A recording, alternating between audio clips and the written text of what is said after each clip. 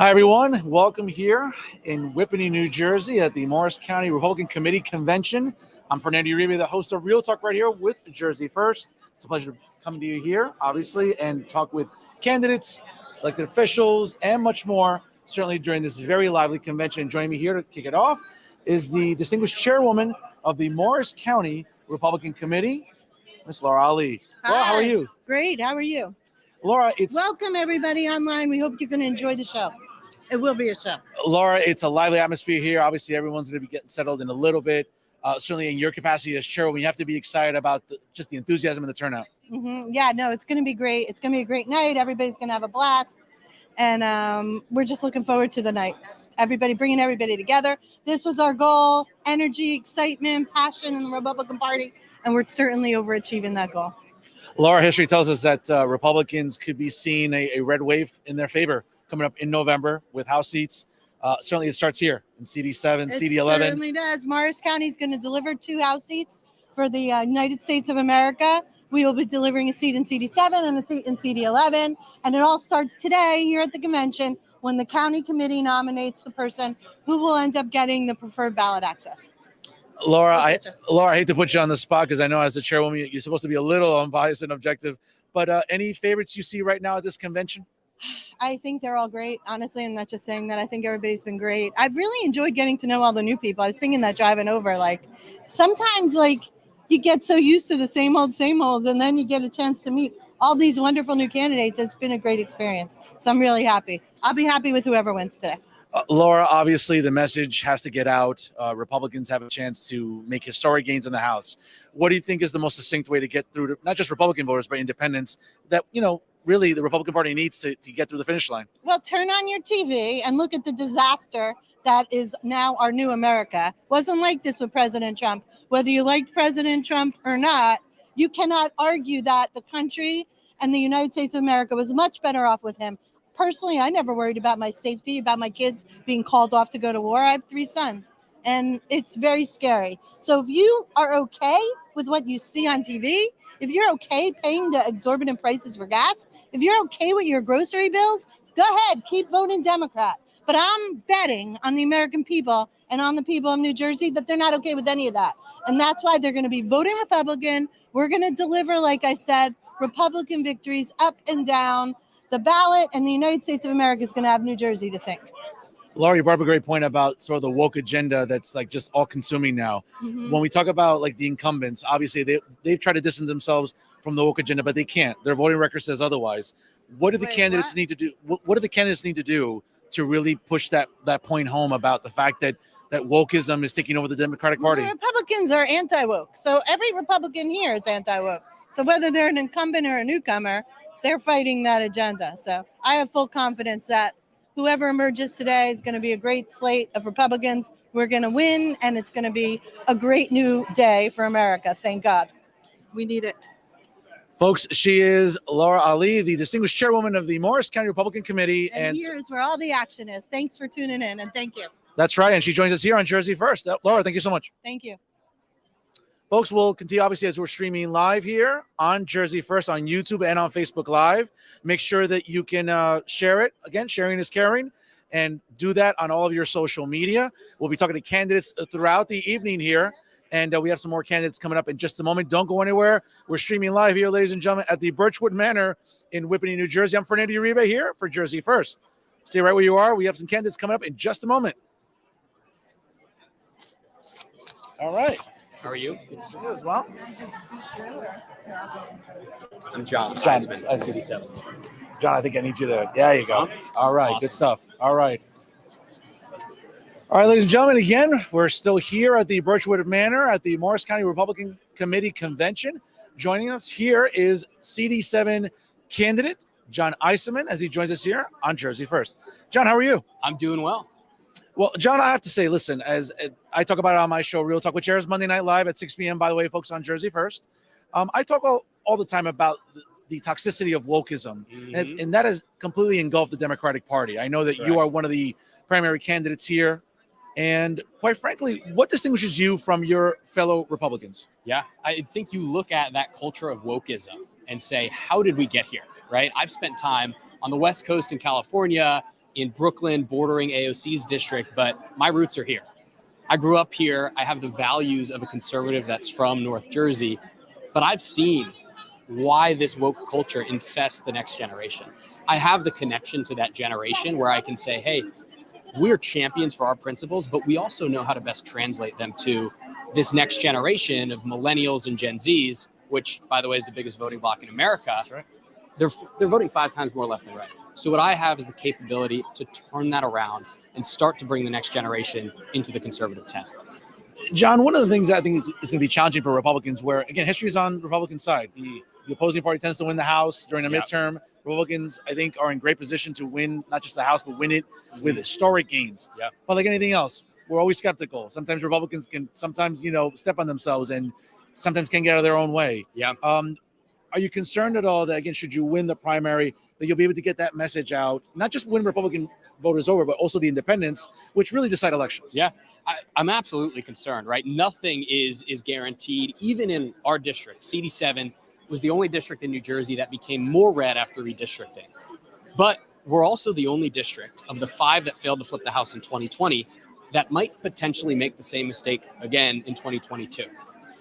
Every other district in the country that was on that cusp, that was the closest 5 in the country, are championing new candidates, people from the private sector like me, young conservatives like me. If we don't do that in this district, I'm afraid that if we don't flip the House, or even if we do flip the House, New Jersey 7 won't get a piece of that majority. Well, John, again, listen, you're a young candidate. Republicans need the youth, and they need millennials, really, or even Gen Zers, to come out and be about fiscal responsibility and everything else. I know you're a guy that's really advocating that. Tell our audience real quick your campaign website real quick here. Campaign website is johneisman.com. That's Eisman with 2 N's. You can follow us on every platform at John Eisman 3. Once again, John Eisman, run for Congress in CD7. Folks, that's right. He's John Heisman here, joining us on Jersey First here at the Republican Convention for Morris County. Thank you, John. Thank you. Thank you.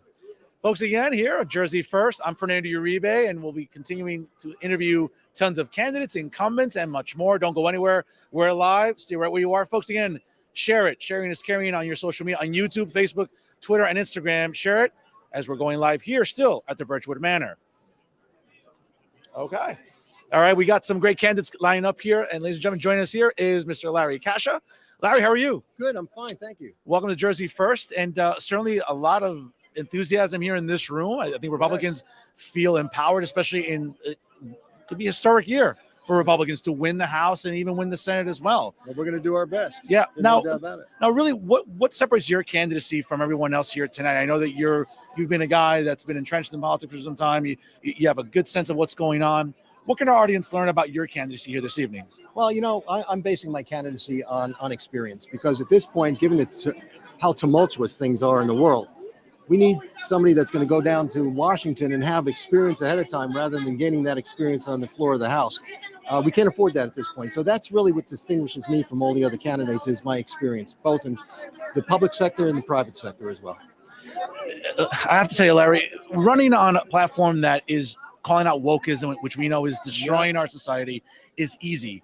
But at the end of the day, I think Republicans, independents, moderates, whatever, want to know exactly the platform that's going to get results in Washington, whether it's balancing the budget, whether it's making sure that we cut spending in Washington, that we're not getting into any additional wars. Right. All of these things have to be on the mind of Republican voters right now.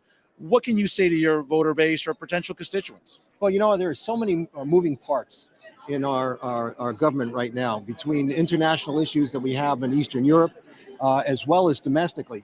And I'm glad you brought up, spending and debt, because people don't realize the magnitude of the debt that the United States is in right now. And one of the things that I want to do when I go down to Washington is implement a plan where we cut 1% off of every agency, make certain we have a balanced budget, and that 1% gets earmarked to reduce the debt, so that we can eliminate it within approximately 10 years. If you remember, Paul Ryan from years ago, that's right. He had a plan that he wanted to implement, but it never came to fruition. I think we need that right now, because if we don't, we're going to be paying so much in debt service that we're not going to have enough money to fund the other programs. I'm with you. I'm all about fiscal responsibility. I talk about it on my show all the time. Let me ask you this, though, too, Larry. I mean, we know that the incumbent is, as much as incumbents want to distance themselves from Nancy Pelosi and the wokeism of the Democratic Party, do you feel it's going to be easy to paint the other side as extreme, which they are. It's not going to be hard. I mean, at this point, now that Mikey Sherrill has two terms under her belt, there's a lot to attack, and she can't run away from Mikey Pelosi Sherrill at this point. Excuse me, Nancy Pelosi. I apologize, because she's voted with Nancy Pelosi how many times at this point? Same thing with AOC. So she can't hide behind a cardigan and some pearls and say that she's a moderate, because she's not. Not at all. Folks, again, he is Larry Cascio, running for Congress. Larry, real quick for our audience, any social media links or websites for your campaign? Sure. It's CascioForCongress.com. That's CASHA for Congress.com. Larry, good luck. Appreciate it. Good luck. Thank you very much. All right. Appreciate it. All right. Thanks for your help. Oh, likewise. Folks, he is Larry Cascio, running for Congress here. Morris County Republican Committee Convention, coming to you live from the Birchwood Manor in Whippany. I'm Fernando Uribe, the host of Real Talk, which, by the way, you can tune in live every Monday night at 6 p.m. via Jersey First on YouTube and also on Facebook Live. We'll keep getting the candidates coming in here as we speak, folks, here. Coming up here. Let's keep on bringing them here. All right. How you doing? Good to see you. Good to see you. And your name again? Paul DeGroot. Paul DeGroot. Paul, good to see you here. Just get a little bit of the picture here.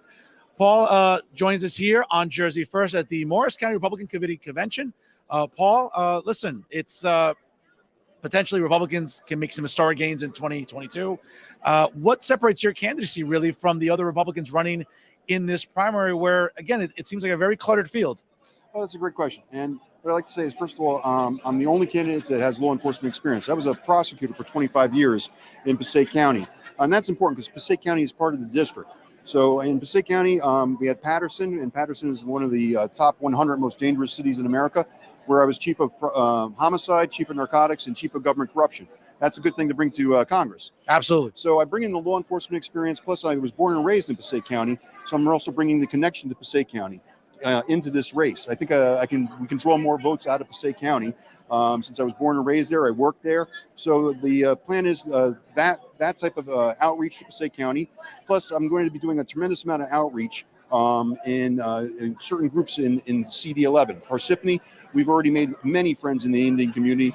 My wife is Indian, and last night we were at an affair, and we're going to be talking to them about the issues that they care about: business, families, education. So that's where we're going. That's what makes me different. Never been a politician. That's another good thing. That's right. Not going to be. I don't have any record that can be attacked. I've never taken any donations because, as a 25-year career prosecutor, I couldn't take it. I couldn't do anything ethically to be a politician. So I don't have any records she can attack, and I don't have any donations that can be questioned. So I think that's what really separates my candidacy. Paul, I'm sure you were outraged as I was during the State of the Union address on Tuesday, where the president had the audacity to talk about, it's not about defunding the police. We need to fund the police.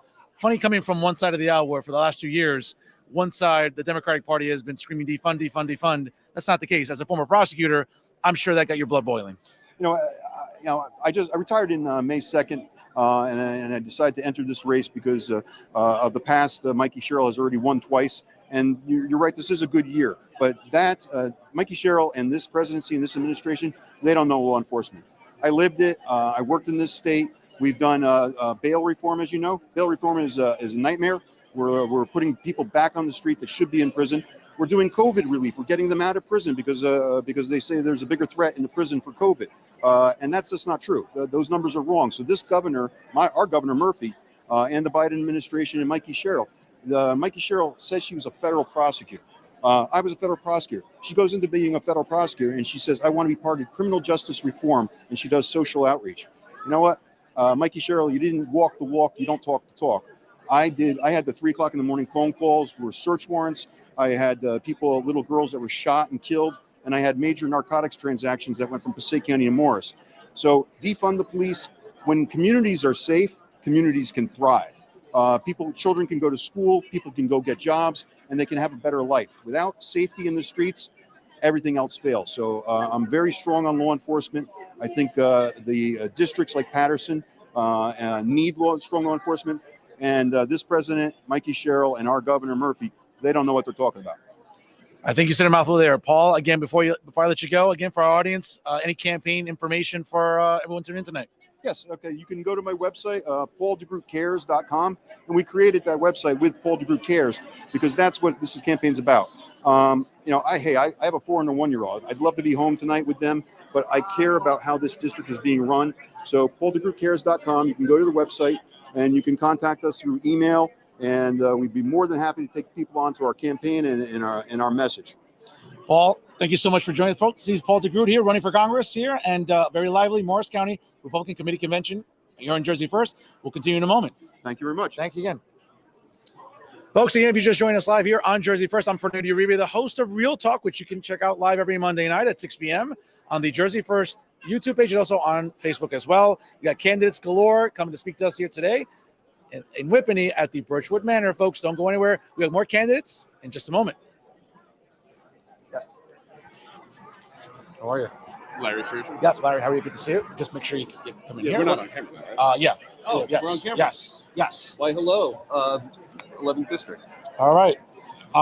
Just give me your name again real quick. My name is Larry Frazier, and I'm running for Congress for the 11th Congressional District. Are we good here? All right. Larry, thank you so much for joining us here on Jersey First. A lively atmosphere in Morris County, to say the least, for this convention. Why are you running for Congress? Running for Congress because our country is at a pivotal moment. I'm the son of a Cuban refugee. Her biggest regret in life is that the people of Cuba didn't step up and fight more aggressively against communism. And in the twilight of my life, I will have no such regret because I stand here to fight for our country, for our borders, for our values, and for our Constitution. Larry, I have to say that, listen, a lot of candidates here feel energized. It's a year where Republicans can make some gains in the House. Without question, we know that every candidate has their own sort of form of experience. What helps you stand out against everyone else running? Well, albeit in a different domain, I'm the only one who's played on the national stage. So this basically speaks to two, I think, points that are interesting about my candidacy. One, it points to my ability to fight a David and Goliath fight.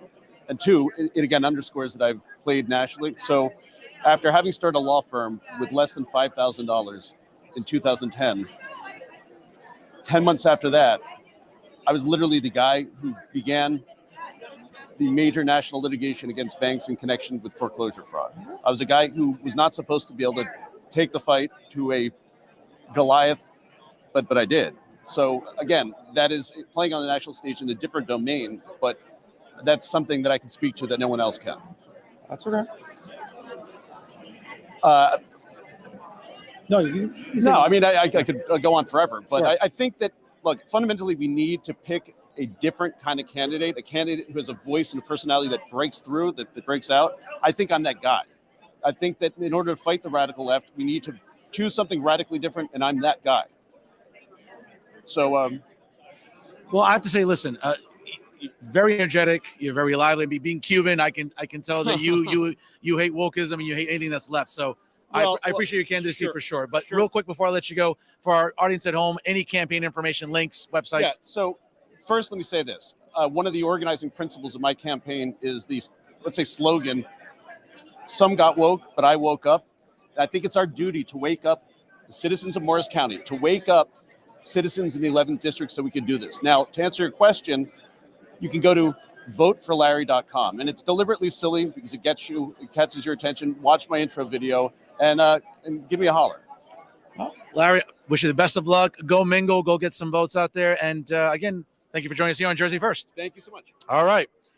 Folks, again, lots of candidates here. We're going to keep rolling as we're going to keep going out throughout the night here on Jersey First. We got more people coming in. I'm Fernando Uribe, the host of Real Talk. And coming right now, Christine, how are you? I'm good. How are you? Thank you for joining us here. Just step in here a little bit more, please. All right, Christine, great to have you here on Jersey First. I'm telling you, this is pandemonium over here in Morris County. Well, you know, it's Morris County. I mean, it wasn't quite pandemonium, but it's busy and people are excited. Well, certainly it's a year where Republicans can make some gains, especially in the House and in the Senate. Without question, Republicans sometimes can get in their own way. That doesn't seem to be the case here. I mean, everyone's enthusiastic. People are energized to take Nancy Pelosi out of that speakership and send some good Republicans to the House. And we need to do that, right? We have got good Republican candidates in both the 7th and the 11th. And hopefully we keep the county commissioners, which is my race, Republican. Now, I have to just ask. I mean, we know what's wrong with the country. We know what's wrong with New Jersey. We know what's wrong in every county. What can Republicans do in terms of messaging to really fine tune it? Because at the end of the day, you can say that wokeism is destroying the country. It is. Spending's out of control. We're seeing that law and order is not being really promoted in our cities, which is true. Yeah. But it's beyond that. What can we do as conservatives, Republicans, to really even reach independence, Christine? So I think it's all about, over the last 2 years, all of our freedoms have been curtailed. We have seen firsthand what it means to live under a country that actually has control of your life, your dollars, how you move about, your children. And I think that's the message. What do you want? You want a free America with natural laws and individual freedoms? Or do you want to live when someone else dictates what you do, what you say, what your children wear to school, and how much you can even move around? Because that is, in fact, the future. That's what I would do. That's a smart platform. Christine, thank you so much for joining us here. Right. I hope you're a fan of Jersey First, and go mingle. I will. I'll go All right. win my commissioner race. All right. And tune into Real Talk on Monday nights, okay? On Jersey First. Great. Thank Appreciate you. it. Thank Bye-bye. you. Thank you. Folks, great candidates here, great incumbents to talk to. Again, I'm Fernando Uribe, the host of Real Talk on Jersey First. You can tune in every Monday night live on Facebook and also on the Jersey First YouTube. We got more candidates coming along. So again, we're coming to live from the Birchwood Manor in Whippany, New Jersey. We got more candidates to talk to right now. Here we go. Joining us here is Sarah Nybart. Sarah, how are you? Good to see you. Good. How are you? Good. It's good to join your favorite journalist here, right? What was it? Sorry. Your favorite journalist here. Yes, you are. Yes, you are. I appreciate that. Sarah, obviously, county commissionership is one of those jobs that people don't really think are important, but they are. They have a tremendous impact on property taxes, spending in the county. Why are you running? So I'm running for a couple of reasons. First, I'm always going to be a taxpayer advocate. That's the number one issue. New Jersey is just simply unaffordable. Also, there's so many changing demographics in the county. So I think it's also really important to have the energy and just not be complacent anymore. I feel like we really need the new generation of conservative leadership. And that's what I feel like I bring to the table. Sarah, in a county like Morris, it's very different. I'm from Hudson County. It's as blue as Windex there. But Morris County is very different. But there are parts that are getting a little purple. There are parts of it you are turning a little bit blue. Is that a concern for Republicans right now? So we have a great message, and I think it just, we need to be able to harness that and be confident in that and just really get out in the community. And this year, I feel like we're going to have so many competitive races, especially in light of what I believe is going to be a huge red wave. So this year, those purple areas are no longer going to be purple. They're going to be red. And I'm so excited about it. And I'm excited to help candidates up and down the ballot. What separates your candidacy, again, as you're running for county commissioner? Because we all know that incumbents are incumbents, but what do you want to offer? I mean, obviously it's new blood, it's new ideas, but at the core of your message, what does your platform entail? My platform entails a couple of things. First, I am a results-oriented leader. If you look at my track record in Mendham Township, we actually decreased taxes. Anything that anybody thought we couldn't do, I was relentless and I would not take no for an answer, and we got it done. So I was able to break ground on a new police station the first time ever in over 60 years. And that was after many years of failed attempts. So I think I bring this energy, but I'm also a first responder. And so I'm also going to be a huge advocate for first responders. And I think we need to increase the culture of volunteerism in Morris County, because volunteerism is at a national low. I also will bring the same energy I did throughout this whole campaign to the Board of Commissioners, because we need more proactive communication. County commissioners need to be ambassadors for the county. They need to meet residents, businesses, elected officials where they are, bring resources, opportunities, and I'm committed to that. I've been speaking about it all throughout the county, and I feel like my message is really resonating. Sarah, I think you're a great candidate. Obviously, I've known you off the air for a while. Real quick for our audience at home, any links or for our audience to know about your candidacy? Nybart for MorrisCounty.com. So all right. Thank you so much. Well, Sarah, go mingle, and best of luck to you in the campaign. Yeah, thanks so much. All right, folks. Again, she's Sarah Nybart, County Commissioner candidate here in Morris County. Folks, we got more candidates to go here, so let's keep them rolling here live on Jersey First. I'm Fernando Uribe, joining you here at the Birchwood Manor in Whippany, and joining us here is congressional candidate Phil Rizzo. Phil, how are you? I'm doing well. Good to see you again. Oh, it's good to see you. I'm everywhere, right? So, all right. So, Phil, obviously, you've had some electoral experience in the sense of running campaigns. You ran last year for governor. Certainly, what has that experience taught you, and how can you help transition that as you're running here for a congressional seat? You know, during the governor's race, it was my first time running for office. I had not even ever run for, class president in high school. So when our campaign launched, we were just running 1,000 miles an hour, getting right to the voters. We were the non-establishment candidate, just building name recognition, letting people know who we were. Husband, father, real estate developer, pastor. And people believed me when I said, I'm not doing this for me, I'm doing this for you.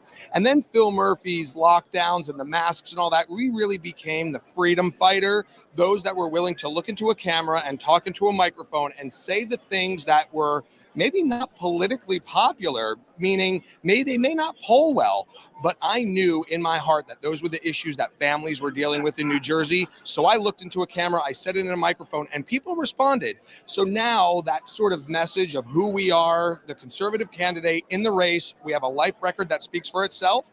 And now on the political side, our campaign is fully functioning. We have our fundraising in place. We've got our grassroots ready to go. We are knocking doors. We are moving forward at full steam ahead. First time we were sort of building an airplane mid-flight. This time we've got everything in order.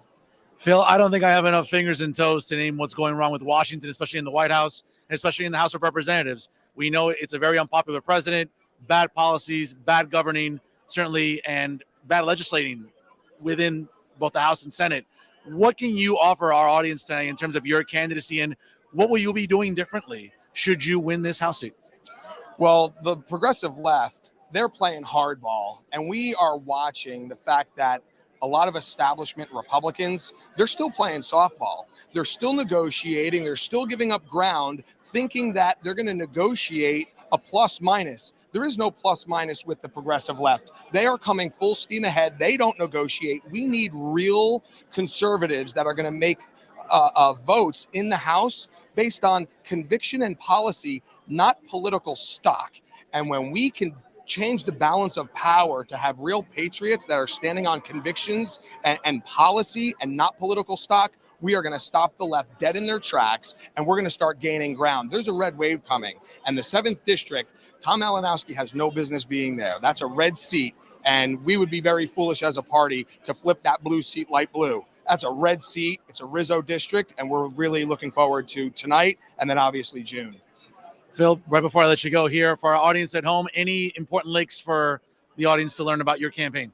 Absolutely. We've kept the theme of Jersey Rizzo. So jerseyrizzo.com, jerseyrizzo.com. It's our website. You can find out the main issues we're running on. You could donate. You could sign up to be a volunteer. Thank you so much. He's Phil Rizzo, running for Congress here at the Morris County Republican Committee. Thank you. All right, folks, we got more candidates here coming up here. Jersey First coming live from the Birchwood Manor at the Morris County Republican Committee Convention. I'm Fernando Uribe, the host of Real Talk. And joining us now here will be Sheriff Gannon here on the show. Sheriff, how are you? I'm doing great. How are you doing? Good. I'm just bringing a little bit more here. Wonderful, okay? Wonderful. Awesome. Look here. Oh, yep. Awesome. Yes. Sheriff, good to have you here. And ladies, please, cameras on. There you go. All right. We're live, folks. There we go. Okay. All right. Well, we're live, folks. We can't sometimes help that. All right. Sheriff Gannon.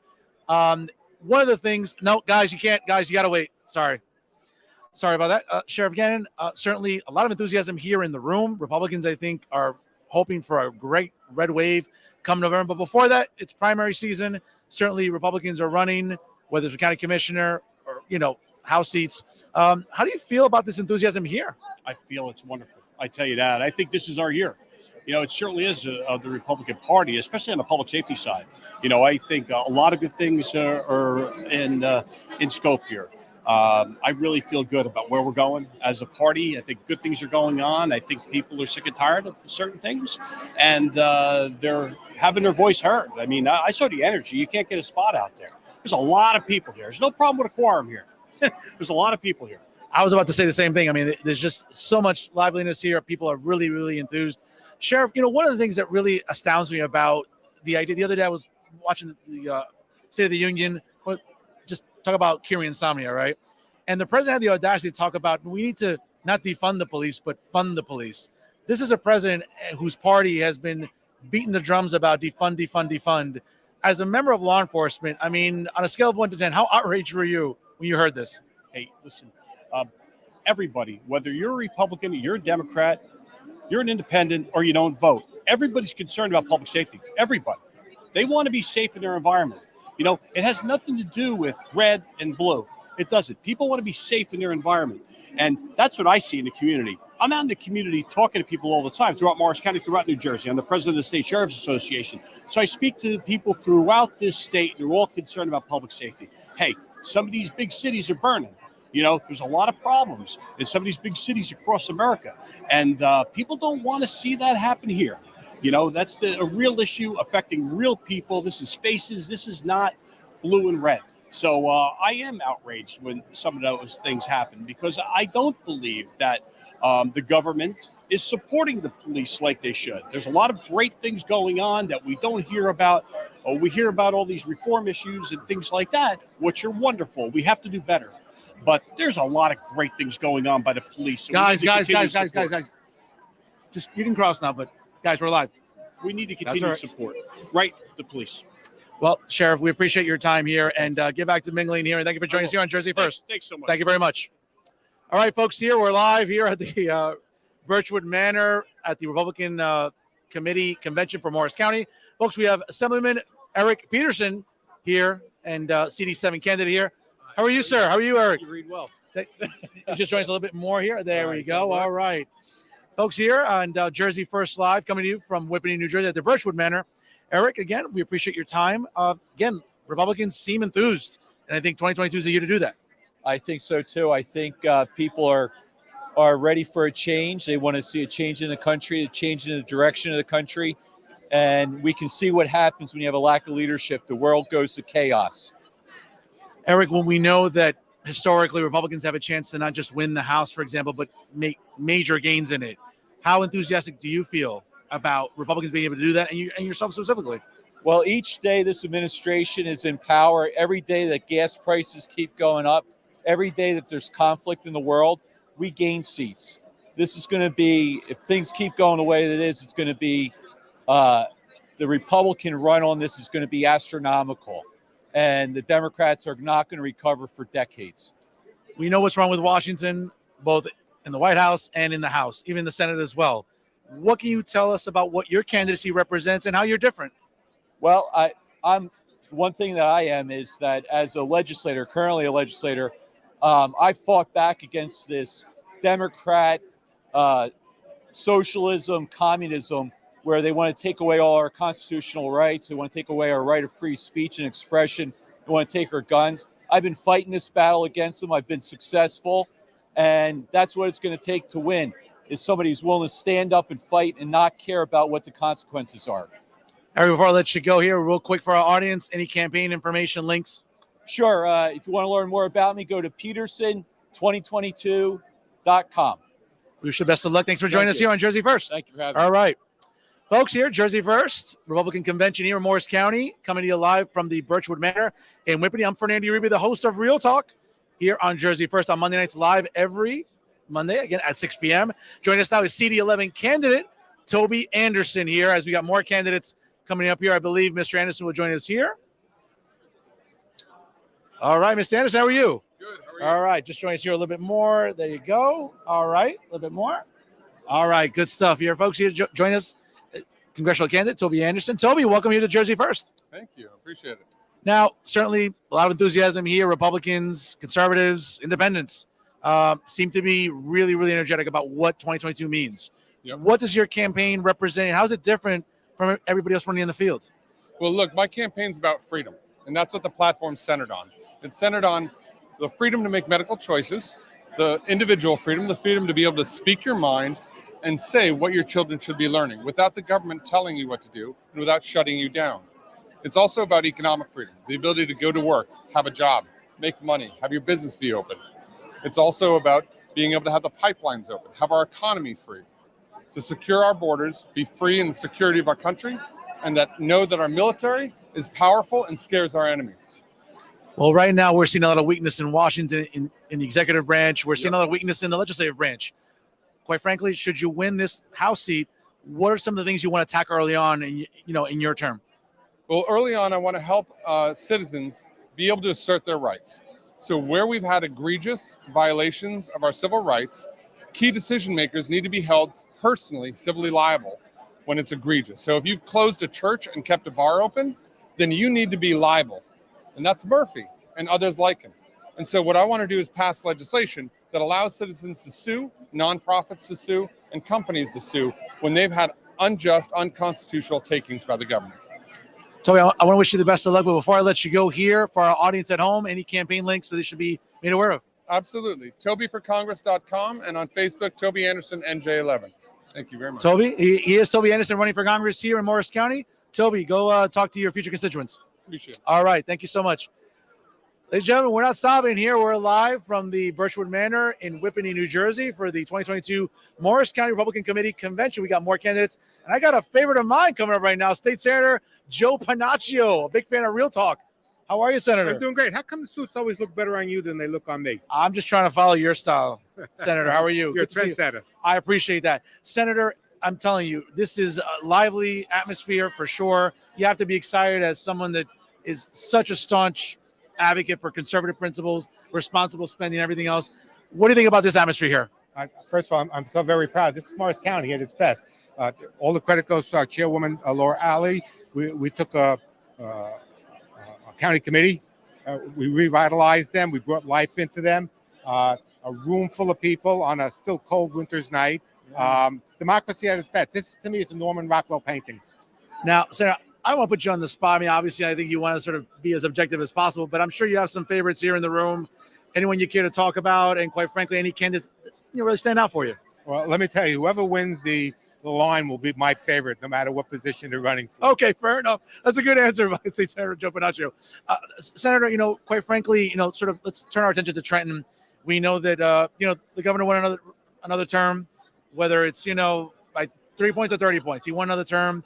The legislature has to work with him, but Republicans got energized last November, picking up seats in South Jersey, picking up assembly seats. I know you and State Senator Testa, who have been regulars on my show, by the way, and I appreciate that, are going to keep beating the drums in Trenton. What can we look forward to from State Senator Joe Panachio this legislative cycle? Well, there's a lot of interest that I have. Certainly, you mentioned Senator Testa. One of the issues that we have, two issues that we're dealing with them, is we have to take a look at this whole pandemic issue, the way the governor responded to it. How in the world can you discount historical medical science like natural immunity? Why is it that somebody has to wait months and months and months, if not years, to get the unemployment monies back? How and why did 10,000 people die in nursing homes? Something like that, without having oversight, without having a committee meeting with subpoena power, to me is abhorrent. Senator, listen, it's I'm happy to have you here. I know you are as big a Republican as they come, and certainly an advocate for freedom, for personal and fiscal responsibility in Trenton. I want to thank you for joining us here on Jersey First, and I'll have you back on the show soon, right? All you have to do is ask. I appreciate it. Folks, he is State Senator Joe Panachio here at the Republican Convention in Morris County. We'll continue more with Jersey First in just a moment. Thank you, Senator. Pleasure, Fernando. Pleasure. Amy's someplace. Okay, I'll talk to you. I'll certainly talk to you, sure. Folks, again, Jersey First coming to you live from the Birchwood Manor. We're not taking any breaks. Again, more candidates, more incumbents here as they roll along, and they're rolling in here on this edition here of the convention in Morris County for the Republican Committee. Coming up now here, oh my goodness, we got some big names here coming up here. Thomas, how are you? I'm doing well, thank you. Yeah, just trying to see a little bit more in the center here. Sure. All right, ladies and gentlemen, I have to say, Tom, you're a big name here. How are you feeling tonight? I'm feeling pretty good. I'm feeling confident, never overconfident, and you don't take the voter for granted. And you get your vote out, you get your message out, and you hope the people are listening and they vote for you. It's a year where Republicans feel very good about flipping House seats, winning commissioner seats, just pushing that red wave that we need for fiscal responsibility, law and order, right? Defeating wokeism. Guys, we're live here, if you don't mind. Guys, we're live. Thank you. All right. Again, folks, here joining us is Thomas Messer and Angelo here on the show. And all I can say is it's good to be a Republican, right? It's good. It's a good to be a Republican in New Jersey. We did great in that past race in November. I think we're going to do better. But what it comes down to is electing strong people with good leadership results, good proven results, so we can stand against, in our county, we can stand against the Democrats and get our message out. Tom, very frankly, what separates you from everybody else? Well, I think the experience, the leadership ability, the proven results that we've been able to live in Morris County, essentially speaking how I feel, I speak for the people. And when you speak for the people and you speak from your heart, that's all that matters. And I think after that, the rest takes care of itself.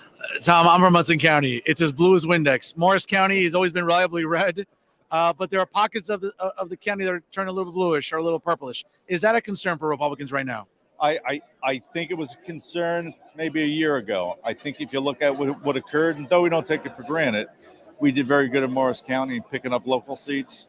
We did good statewide, obviously, with state seats. But I think that energy is going to continue. I think it's going to continue what's going on federally and what's going to how it's going to affect down ballot all the way to the local races. All right, I appreciate that, ladies, we're live here. You gotta wait up, ladies. Gotta wait.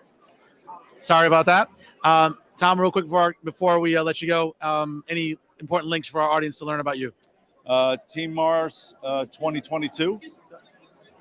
Okay. Sorry, folks, we're live. Mars2022.com, and that's our current website, and you'll see some information out there, and you'll see a video out there. And if you go to YouTube, you'll see a video that we've just done that's playing on the convention floor. All right, Tom, get back to mingling. Thank you for joining us here on Jersey First. Thank you. Thank you very much, folks. We got more and more people coming here, and you know what? I got someone really special here joining us here live. She is the president of Jersey First, ultimately my boss, the great Rosemary Becky here on the show. Hey, Fernando. Rosemary, how are you? Good. Doing great tonight. Excited to be here.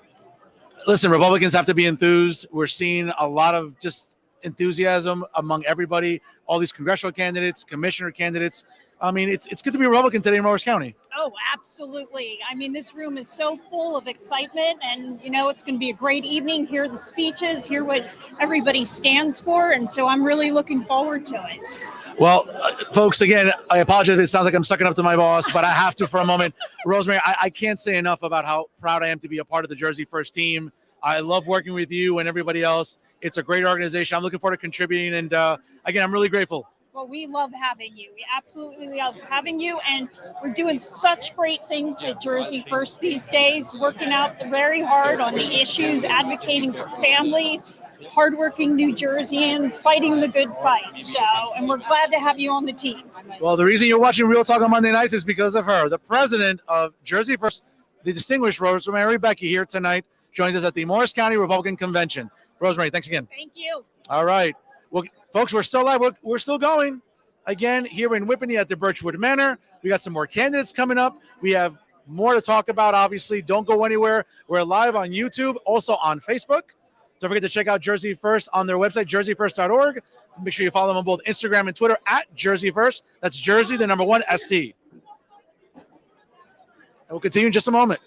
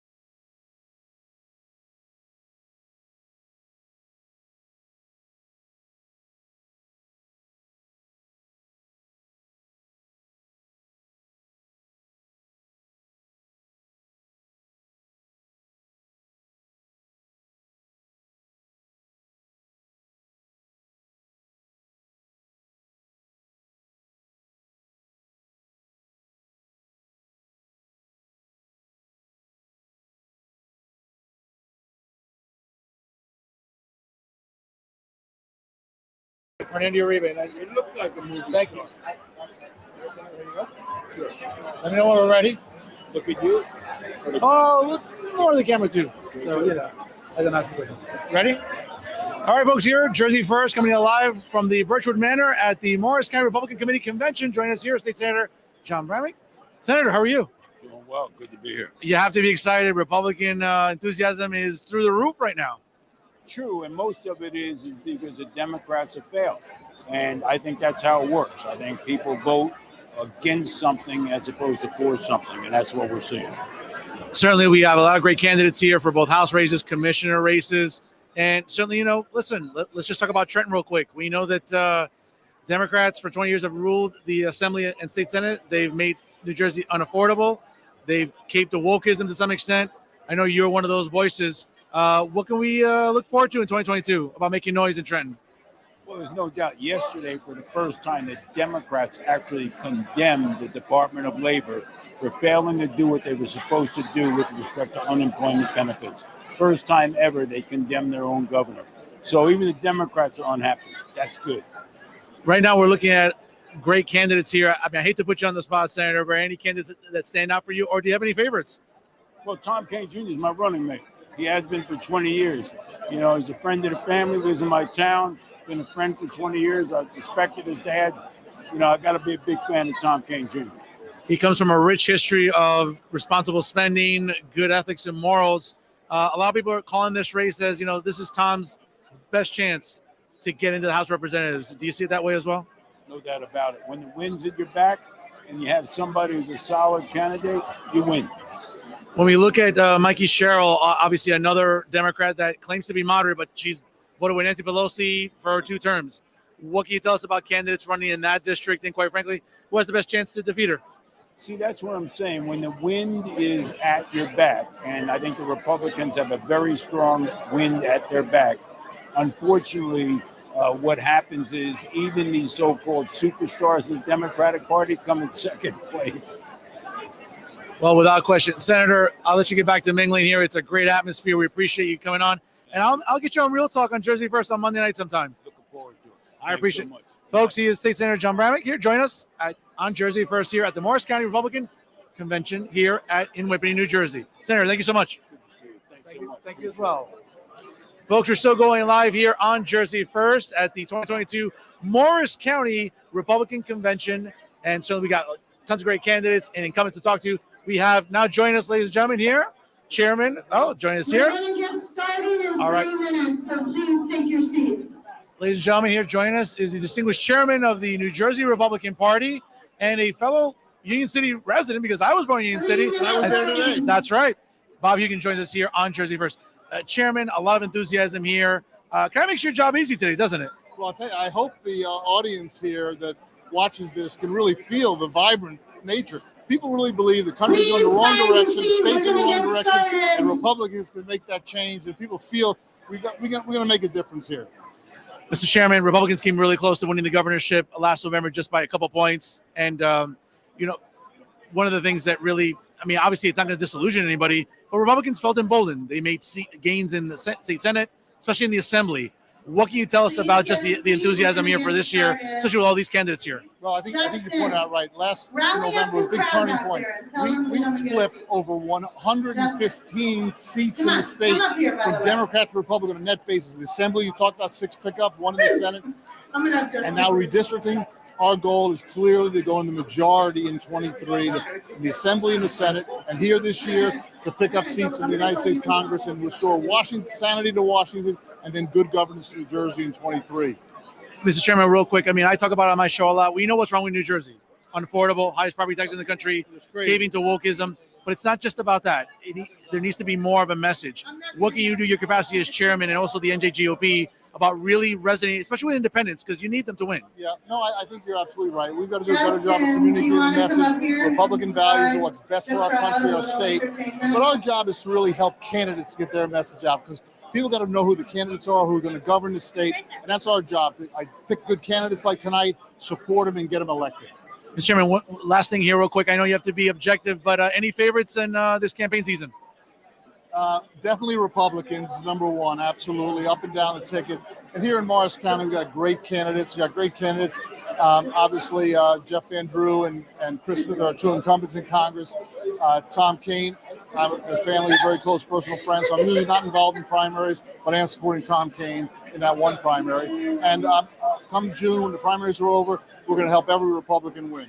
Mr. Chairman, we're both from Hudson County. We know that it's as blue as Windex. I've been telling guests all night. But parts of Morris County have been turning a little bit blue lately. Is that a concern for you as chairman of the Republican Party? Well, we worry about everything, but in Hudson County, we're making good inroads along the river. I was in Jersey City, Union City, North Bergen, Weehawken today.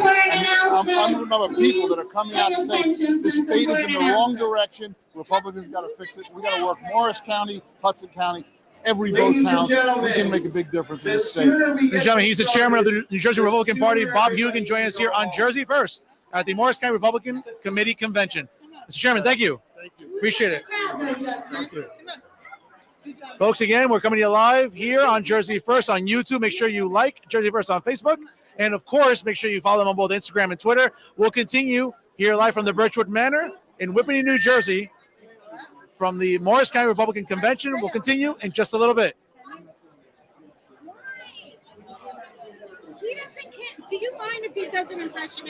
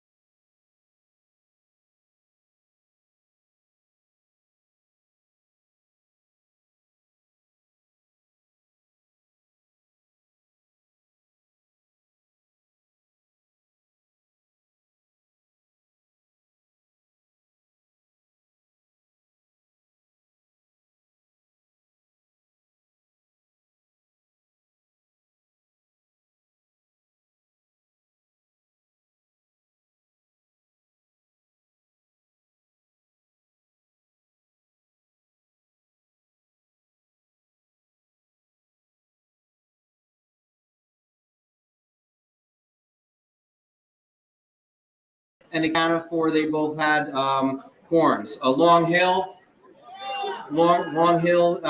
had a quorum. Mendham Borough, Mendham had a quorum. Mendham Township had, I believe, a full complement. Mine Hill had at least 2 people. Mount Arlington had a full complement. Mount Olive, Netcong is here. Roxbury,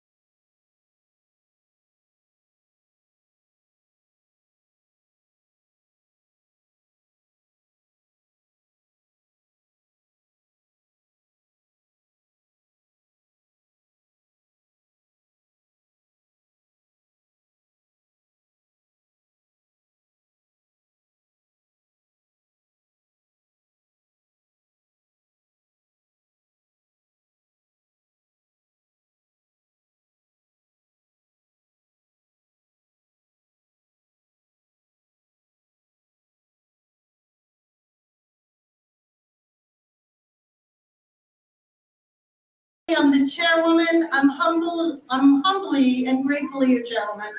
And I would like to welcome you all to here today to our 2022 Morris County Republican Committee Spring Convention. So thank you all for being here. At this time, I'd like to invite Assemblyman Brian Bergen up and Mayor Tom Mulligan up to please lead the crowd in the Pledge of Allegiance to the flag.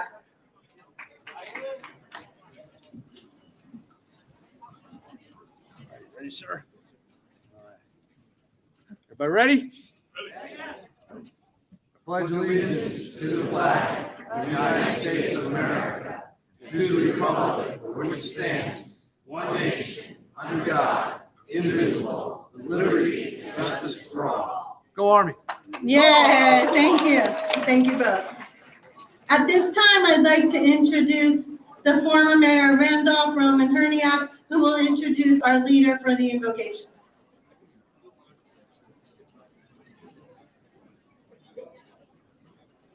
Thank you, Chairwoman. Ladies and gentlemen, good evening. I'd ask that you all please rise and join me in inviting to the lectern the Reverend Stepan Bielik, pastor of St. John the Baptist Ukrainian Catholic Church here in Whippany.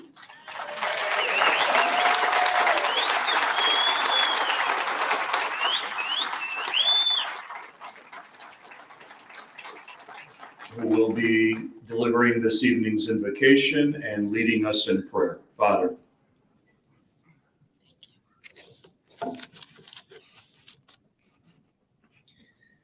Let us say prayer our Lord taught us.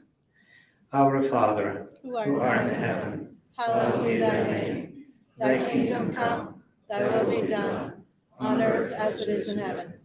Give us this day our daily bread, and forgive us our trespasses, as we forgive those who trespass against us. And lead us not into temptation, but deliver us from evil. Amen. O Lord Jesus Christ, we ask your blessing on this gathering. We ask to bless our dear friends, family members in Ukraine. Please heal those who are wounded. Protect our families. Receive into the better place of life those who sacrificed their life in struggle, in war, in defending our freedom of Ukraine. We ask for your blessings. Amen. Amen. Please have a seat. Thank you. Can I say just a few words? Please do, yes. First of all, thank you very much for inviting me to your meeting tonight. It's a great honor to be one of you here. The past few days are tremendously stressful, not only for me or any Ukrainian, but for the entire world. Coming this evening to this building in the vestibule, I just ended in an environment of rejoicing, such a noise. Everybody is happy to see each other, and really camaraderie, such an energy, such an environment, which is very similar like we Ukrainians do. We love to have parties. We love to see each other. We love to have a kielbasa and a little for evening drink. But nowadays, we are not rejoicing. Right now, we are in great danger, suffering. There are no words to describe it. You only can feel it. Today, maybe I received over 100 phone calls, not only from Ukrainians, from local Americans. They are stressed. They need counseling. They want to do everything possible to help us. Even one day, Yesterday I came into my office and there was such a pile of hand painting by little children. Looking through these paintings, it just touched my heart. Because such little hands lose their lives in Ukraine. They would do a great job painting, rejoicing, learning. So many people offer their help. So many people ask, Father, how can we help you? I will do anything. Therefore, taking this opportunity this evening, I would like to ask your help. And your help would be not to be afraid. Not to be afraid to say the truth. To live life according to the values that we've learned from our parents and grandparents. Not to be politically correct. It doesn't work in this life. It puts us into complacency. Just recently, I was watching high politicians, rejoicing how life is good, how everything can get better, and how all these promises and everything. Not realizing that if our neighbor is suffering, not feeling the near, danger of a person that cannot be called a human being, a creature, President of Russia, Putin. Therefore, feel the power of God's presence, who will lead you on the right track in your life. Everybody will vote for you. Everybody will clap for you. Just have the courage. People will follow you. Therefore, I trust that God, good will prevail evil, and the truth that we all praise and worship will be unbroken in this world. I wish you to have a good evening. Thank you so much. Thank you. Let me just share Peter's paper. May God bless our friends in Ukraine. At this time, it's my great honor to introduce the chairman of our state party, Bob Hugan, who will come up and say a few words. Thank you, Chairman Hugan.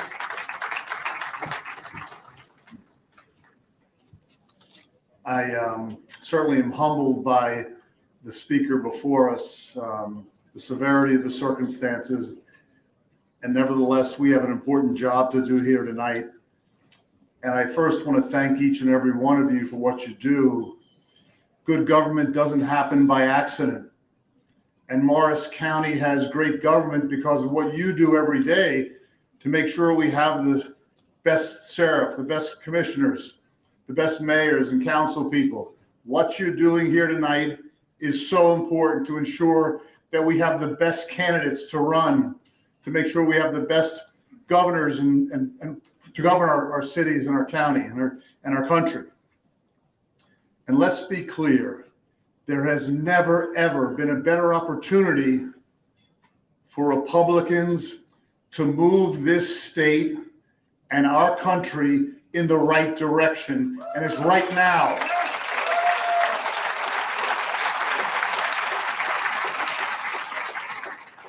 Let me also be very clear. President Biden and Governor Murphy are the poster children of what is wrong with our country and what is wrong with our state.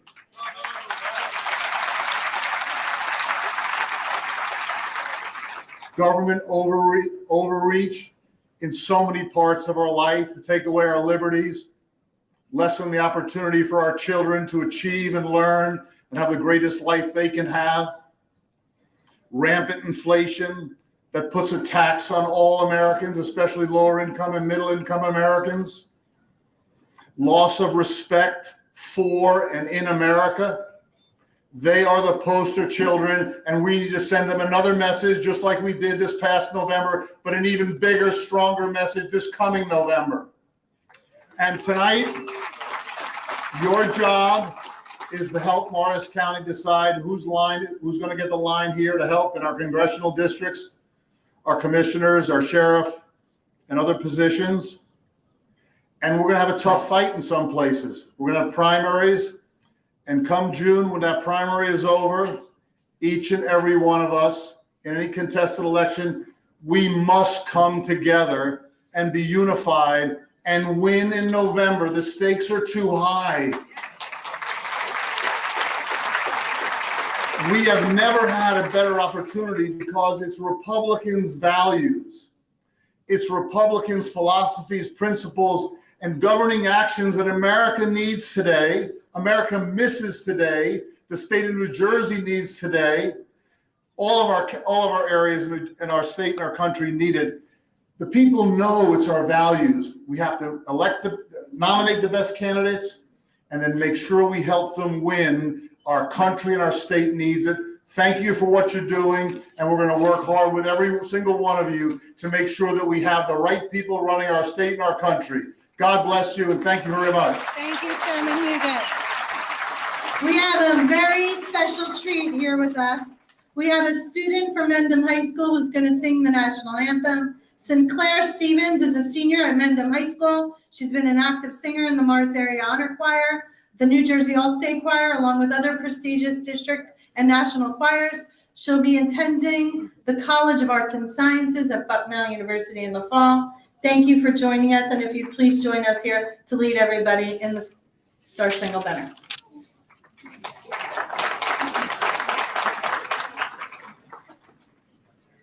Thank you.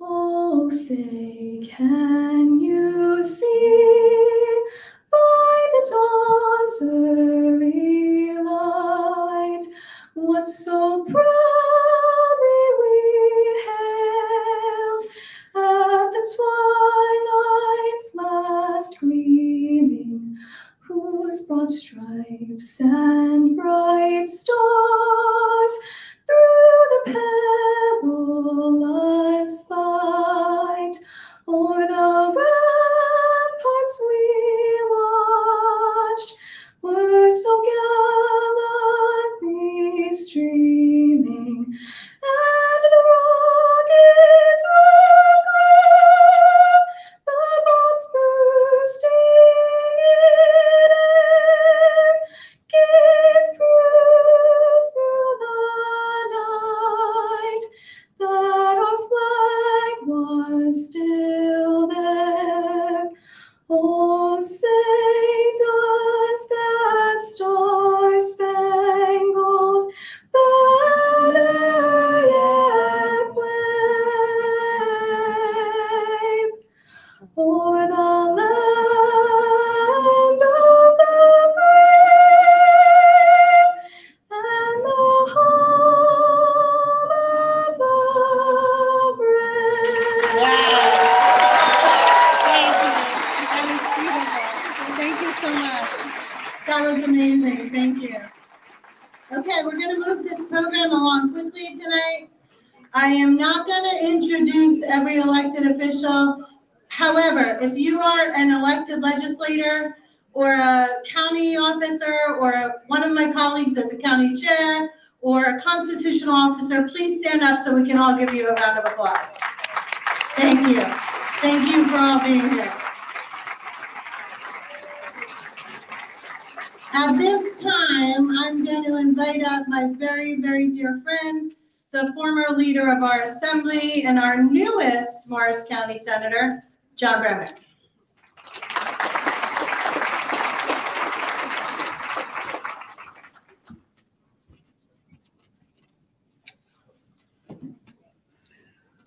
Good evening. First, let's recognize an outstanding chairwoman, a woman with energy, integrity, and incredible perseverance, the Honorable Laura Otway.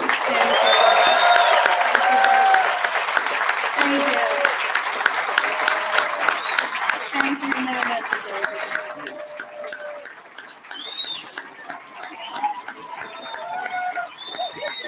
Thank you. And her dad.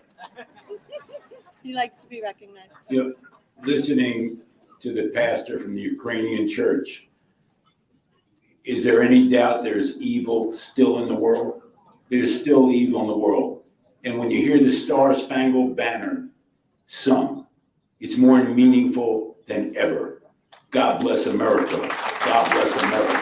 God bless America.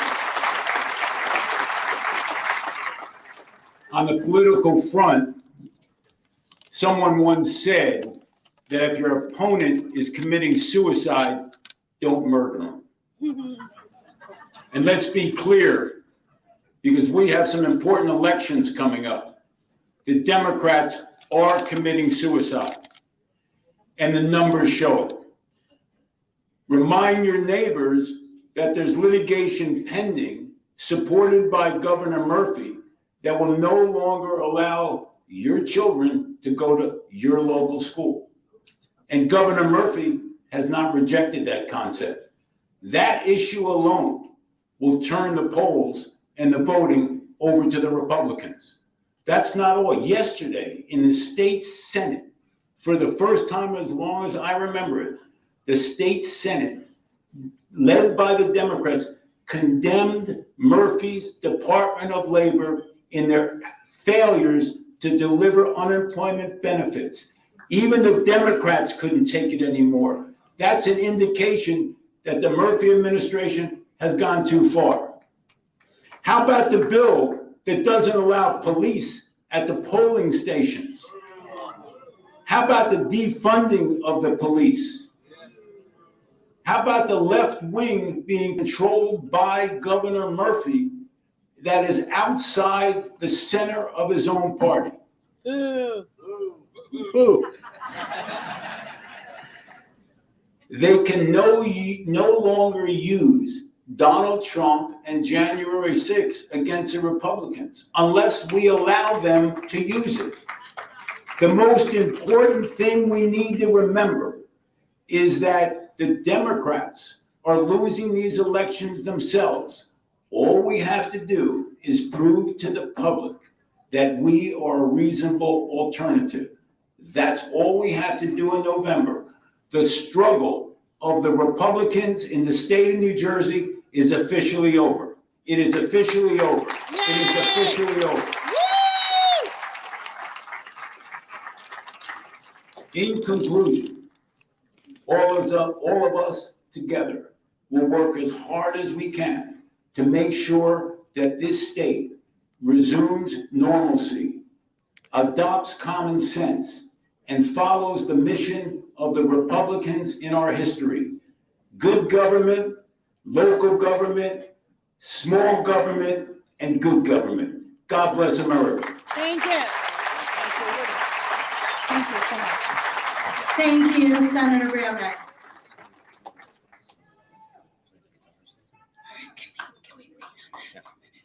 All right, we're going to move this quickly along now.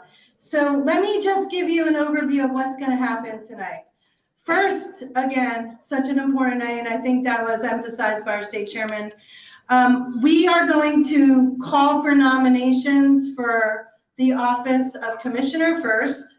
After that, we'll call for nominations for the position of Congressional District 7 candidates. And then finally, we will do congressional candidates for District 11. After the District 7 people speak, we're going to invite people to start voting in the back in the machines on the right. I'm going to implore you to please do it quietly so we don't disturb the speeches going on for the CD11 candidates, okay?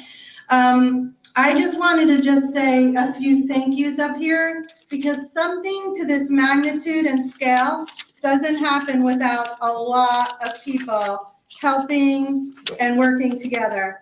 And first and most importantly, I want to thank my tribe of ladies. I couldn't do any of this without them.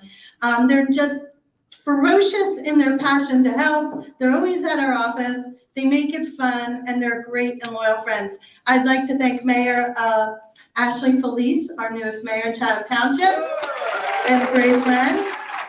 Our mayor of Mendham Borough, Christine Glasner, where'd she go? She's the one in the mini skirt. She's rocking the mini skirt.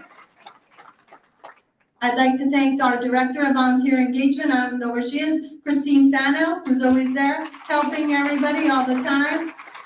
And Kathy Daly, our incredible treasurer. She's just always there and amazing.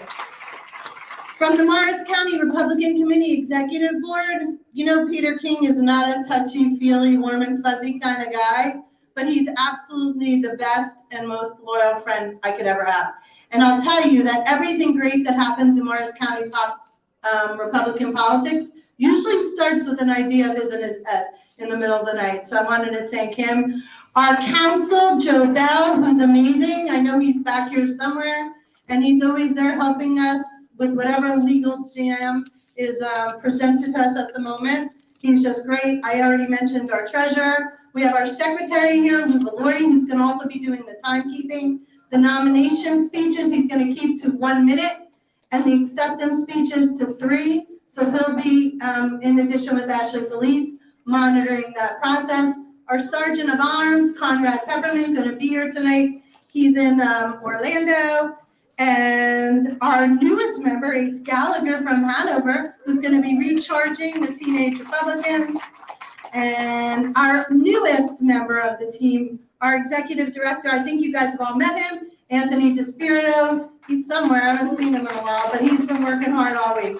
So thank you to all of you. There's also 3 committees that work very hard to make this happen. I'd like to first thank Senator Anthony Bucco, who chaired our Rules Committee. He did an amazing job, just like he did last year. Also on the Rules Committee was Mayor Matt Morello, Mayor Mike Sanzillis, Mayor Christine Glasner, Mark Dougherty of Morristown, and then, of course, Peter and Anthony. On the Program Committee side, which was led by Mayor Glasner, we had Diane Ackerman, Maria Rosario, Jane McNeil, and Nicole Lewis. Thank you so much for making a beautiful program. And then our Credential Committee, which is why you saw everything so organized when you came in, was led by Kathy Daly and Patty Page. So thank you. Before I open up the floor to nominations, I want to remind everybody how important it is that as a county committee member, you have been elected or appointed by the people to do what's right by the people. That's an important obligation, I know, and it really supersedes everything else. I implore you to vote tonight for who you believe best represents yourself, your values, and your constituents, and who could beat the Democrats that will be facing us in November. A great example of coming together, because unity is a big thing. I love looking out here at the sea of faces. And a year ago, there were a lot of us arguing whether we should do a county line or not. A year later, we're stronger, we're more unified, and we're more united than ever before. This is a great time to be a Morris County Republican. It's a great time to be alive. And I want to just remind everybody what happened a couple of years ago when we voted to fill the vacant assembly seat. That was a domino effect of the passing of the great Senator Bucco. If you remember, there were 2 candidates at the end. One of them had the backing of 6 Morris County mayors, one did not. The one that did not win. And right after that election was declared, all 6 of those mayors, being the gentlemen that they were, went right up to the winning candidate, shook hands, and said, "You have our support." That's what we need to do here today. Whoever wins the convention and the primary, everybody needs to rally around. If I can forgive and forget all the stuff that's happened to me over the years, you all certainly can too. And I urge and I beg you to do that. One thing that I will promise you is, right now in this room, we have 792 county committee members. Do you know how amazing that is? We haven't had that many county committee members in years, okay? It's the strongest this party has been in a long time. And one thing I will promise you is that every year will be better than the last. We're going to get better. We're going to look forward. We're not going to tolerate any excuses, and it's going to be great. At this time, I'm going to move ahead, and I know we have someone that's going to do some music, but I think we'll do that in between. Yeah, we'll do that in between. Thank you. Thank you for being flexible with that. Okay, I'm going to call, I think what we'll do is we'll call for nominations for the sheriff's race first. Okay?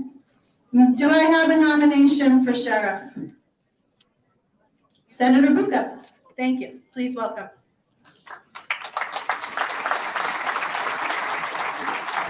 I'll start the clock yet. I didn't start yet. What a wonderful sight, a sea of Republicans in Morris County. You can't get any better than this. Okay, start the clock. It is my honor tonight to nominate our great sheriff and my good friend, Jim Gannon. I've known Jim since we were young lads in school. And I knew early on, because I knew how bad he was in school, that he'd make a great law enforcement officer. In fact, when I was in college, I got a call in the dorm. We didn't have cell phones then. We had to use it on the payphone. And one of my friends called and said, "Hey, Jim Gannon," and it got garbled, and then he said something about police. I said, "Jim Gannon got picked up by the police?" He said, "No, he's going to be a police officer." But seriously, look, I don't need to stand up here and tell you why Jim's a great sheriff.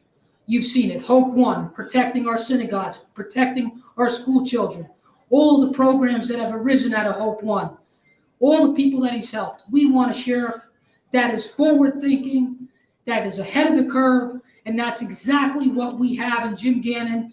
And not only that, not only is he great here, but he's tackling criminals in Florida. So tonight, I am honored to nominate my friend, our great sheriff, not only Morris County sheriffs, not only the state sheriff, but the country sheriff. Jim, you're all over fighting crime, and we love you. Let's give him another term. Yay. Thank you. Excellent, thank you. Do we have a second for Sheriff Gannon? Who was the second? I'm sorry. Everybody. That's a great thing. Mayor, Popple Township, Frank Cooney, retired law enforcement officer. I'd like to second that motion. Yeah, thank you, Mayor Cooney. At this time, I'd like to welcome Sheriff Jim Gannon up to the podium.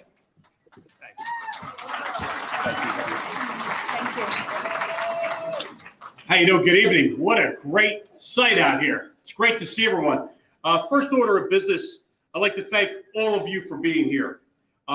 Madam Chairwoman Laura Ali, your executive board, you've done a phenomenal job at pulling this together every day, of what you're doing every day. And it's a tough job and everything like that. There are a lot of type A personalities in this room, right? But there's a lot of good things going on. And this is, Senator, this is our year.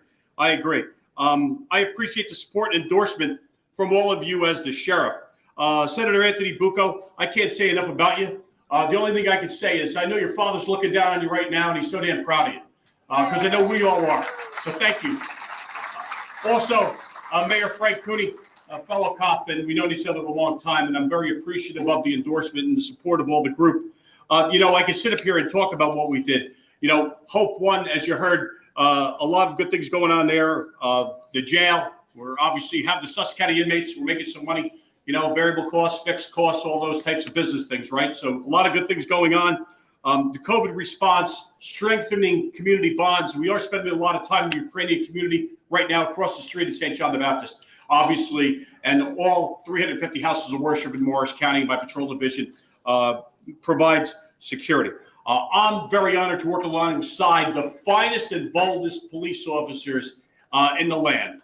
They certainly are here in Morris County and beyond.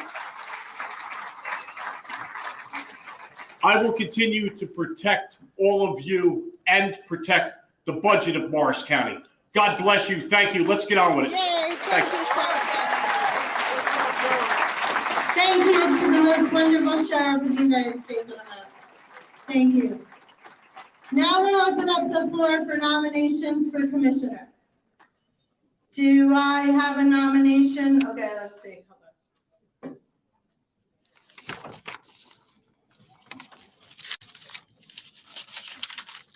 on. Okay, we're going to go in ballot order. So do I have a nomination for Commissioner Tom Mastrangelo? I nominate Tom Mastrangelo. Thank you, Mayor Barbaria. Thank you, Chairwoman. It's really great to be here today. I'm compelled, I really am compelled to support Tom Mastrangelo, and I'll tell you why. Tom came to me during my campaign last year, realizing how important Parsippany was to win. I can tell you right now, the state chairman of the Democratic Party, he was in Parsippany constantly. He wanted to take the town over because he understood one thing. If I take Parsippany, I can take the entire county. That's exactly what was being transferred to us. Tom called me up and he said, Mayor, do you need help? I said, we need as much help as we can get. So Tom rolled his sleeves up 3.5 weeks before the election, full-fledged, son, all the help I could get. And he said to me, we got you 900 additional votes, and we won by 1,000 total. And Parsippany would have went down. So if it wasn't for Tom's help and for his perseverance, I don't know what we would have done here in Parsippany. Is that 30 seconds? Another minute. You live in Parsippany, remember. So I can tell you, Tom, I'm looking forward. I was compelled to be here tonight. If you didn't ask me to nominate you, I definitely would have been insulted. So that being said, I hope everybody here supports Tom Mastrangelo. Do I have a second? I second it. Bill Jigley. Come up, Tom. Thank you, Mayor. Okay, thank you, everybody. I first want to thank Laura and your team for putting this together tonight, and I tell you what a sea of red. This is great. I've got to thank each and every one of you county people for being here tonight, county members, district leaders, because without you, this process wouldn't happen. And based on this turnout, this is great. And taking part in this process is something that we all need to do, and you all are taking this serious. Real quick, I'm from Montville, New Jersey, married to my wife, Debbie, who's sitting in the back there. Debbie? Thank you, Deb. Thanks for everything. In 2011, I got elected to Board of Freeholders, now county commissioners, but I ran as a taxpayer advocate. I'm a taxpayer just like you, and that's what I tell everybody else. And I thought there needed to be some change, and change we did. Over the years, when I became director of the board, we had 2 0% tax increases, and then we grew that to 5 0% tax increases over time. We reduced debt by $60 million in a 5-year plan. That happened when I was director, and we continue to reduce debt, and we continue to maintain our debt levels at the county. We delivered a lot of other services. You look at our parks, you look at our roads, our bridges, everything we do to deliver a balanced budget, but deliver the services for the people, because you got to be able to do both at the same time. And we do it in Morris County with good vision, good leadership. As a small businessman, I keep my eye on economic development. I run an IT consulting firm in Parsippany, and it's tough, especially after COVID. This gets harder. But in Morris County, we've come out with some innovative programs with $10 million from ARPA funds to fund small business with grants up to $15,000 per small business. And that's not easy, but we're able to get it done. We're able to help small business and get back on their feet. And as a small businessman, once we get them back on their feet, we got to compete.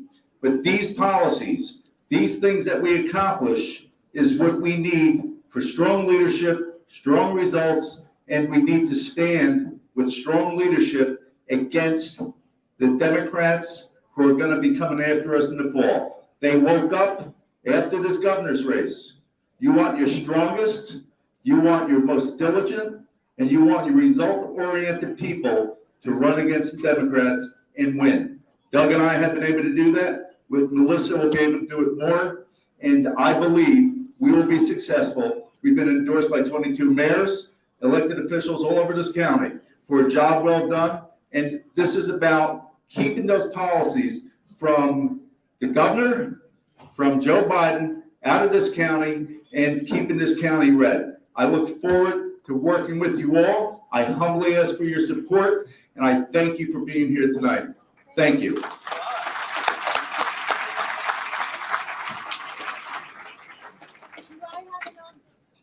I have a nomination for Christine Myers? Thank you, Mayor Hogan. That one.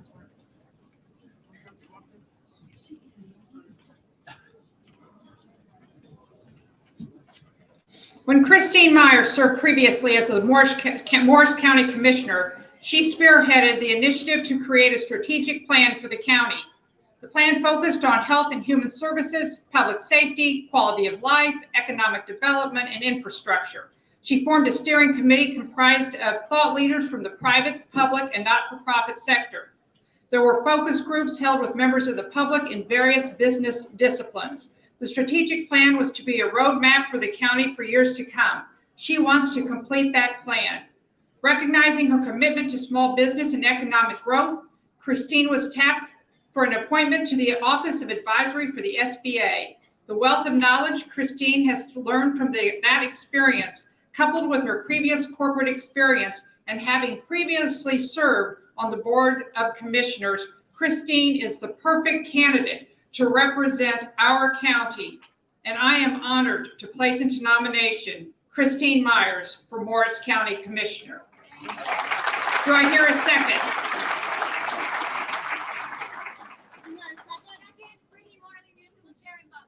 Thank you, Brittany. Wonderful. Thank you, Mayor Hoven. Thank you, Brittany. Thank you, all of you, for being here tonight. And thank you to my husband who's put up with me for the last couple of months. So yes, I am former freeholder Christine Myers, and I am running to be your next county commissioner. It was my honor to serve you there, and it was my privilege to serve the Trump administration. My entire focus was to identify bad regulations harming our small businesses, and we took billions of dollars off the books, and it just scratched the surface. At the end of the year, COVID was all we did, and I helped hundreds of small businesses, many in New Jersey and Morris County, navigate and access critical PPP and EIDL funds. It's with that sense of urgency that I come back to Morris County, and I want to continue to serve you. We need a plan. We need a plan, a strategic plan to make sure that our commissioners stay on point, that they are aligned, that we do have a roadmap for a future. You guys have roadmaps for your business plans, for your life. We need one. The county needs to make sure that we plan our future and design it and get it so that what we leave in this county is better than what we received. 2, invest in economic development. I finally convinced them to double the economic investment when I was on their freeholder board, and it worked.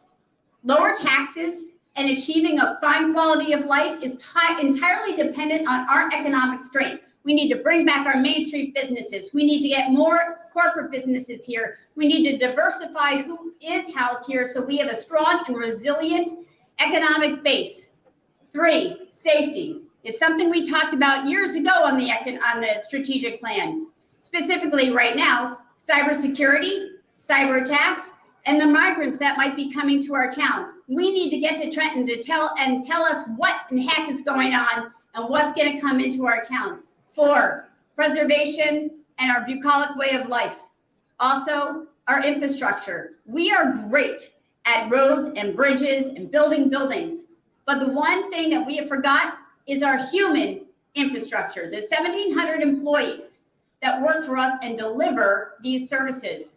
For 7 years, I've been telling people they're aging out. We don't have a succession, retention, or attraction plan. We have to fix that. Republicans deal with the problem at the beginning before it becomes a catastrophe. And finally, we have to get alignment between every level of Republican leadership and bring you to the table as well. What I learned in Washington should kind of frighten everybody. But now it's time to stand up and decide that it's our country, it's our life, and it's our county. And I ask you for your vote tonight so I can return and help Morris County be great again. So thank you very much, and God bless America.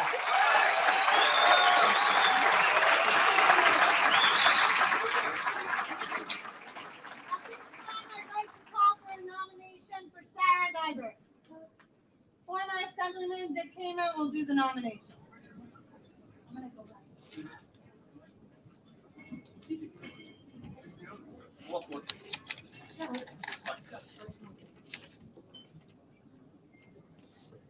I am honored to nominate Sarah Nybart. Let's look at her record. As mayor, she reduced her township taxes. Is there another candidate with that record? She's a volunteer firefighter. Is there another candidate with that record? Is there another candidate with emergency management skills? I've happily been in Morris County affairs for over 50 years. And I know for sure that a ticket needs geographical balance. And this ticket needs representation from the western part of the county. In those 50 years, I have never seen such a depth of endorsements from folks that we trust. Commissioners Deb Smith, Steve Shaw, and John Crickus enthusiastically wrote to all of you about Sarah. Every member of Sarah's Township Committee wrote enthusiastically to you as well. I know political winners, and Sarah Nybart is a winner from Morris County.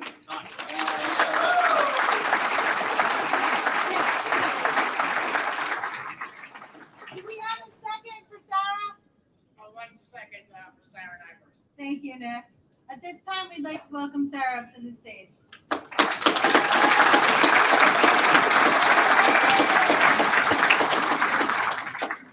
Thank you, Assemblyman. Thank you, Chairwoman, and thank you all of you for coming here tonight. I'm Sarah Nybart. I'm the former mayor of Mendham Township, and I'm a current Township Committee woman. And for years, I ran campaigns throughout the country, the state of New Jersey, and of course here in Morris County. And in 2017 and 2018, we had some hard elections as Republicans.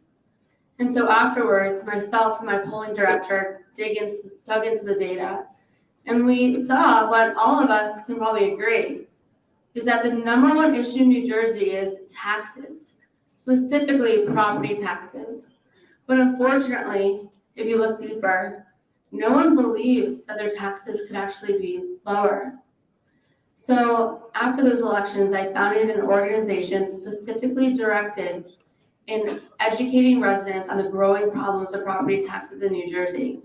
And around that same time, I had the opportunity to join my township committee. And I figured, why don't I see if I could actually walk the walk and promote conservative principles? I was appointed to the Mendham Township Committee in March 2018. I've been reelected twice since then, and I've never voted for a tax increase. I've actually voted against my fellow Republicans when they tried to raise taxes. And when I was mayor and the chair of the Finance Committee, we actually lowered taxes in Mendham Township. And we did this with focused, relentless, zero-based budgeting. And we were also at the same time able to expand services through public-private partnerships and shared services. It's this record that I believe makes me qualified to go to the Board of Commissioners. On the board, I will be a taxpayer advocate. Yes, we might have had a couple of years of 0% increases, but we can't just check the box and go home. We should dig deeper. We should not be satisfied with the status quo. We need to constantly improve. I will also always be a supporter of law enforcement. We have the greatest sheriff in the country, as we heard tonight.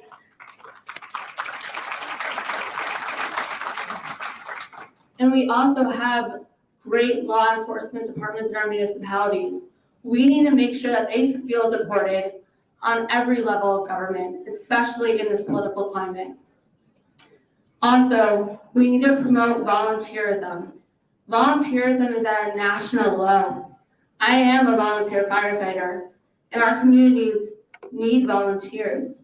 We need to create flexible training programs, and incentives on the county level to promote more volunteerism in our communities. Also, just like I lost my voice campaigning, I will bring that excitement and energy to the Board of Commissioners. We need proactive communication on the board. We need to be ambassadors to the county, bringing the resources and opportunities to the residents, to the businesses, to the elected officials, so to all of you. So with that, I'm looking forward to bringing a new perspective on the board. It's time for a new generation of conservative leadership. Thank you so much. We have 3 votes tonight. I humbly ask for your vote.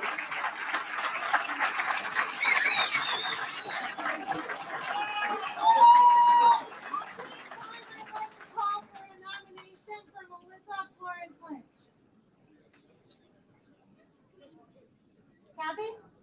Oh, Commissioner Kathy DeLiva, thank you so much.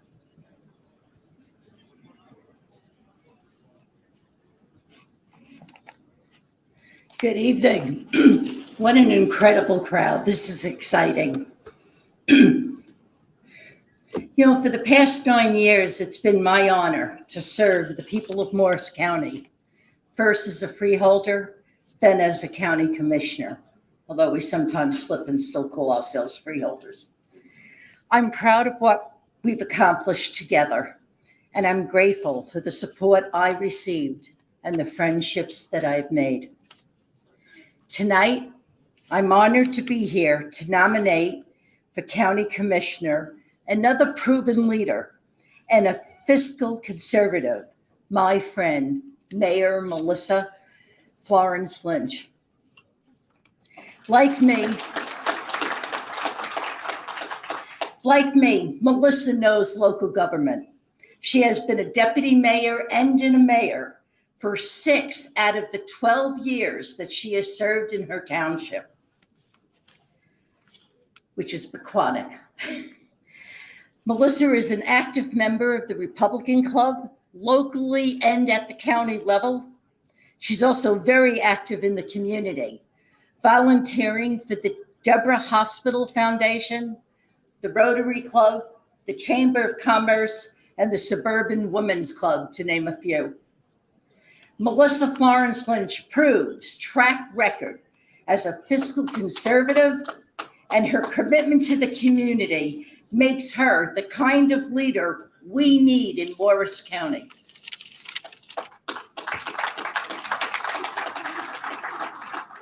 Melissa is a lifelong resident of Morris County, and as I said, she lives in Pequannock. Pequannock, a section of our county that historically has been underrepresented on the county board.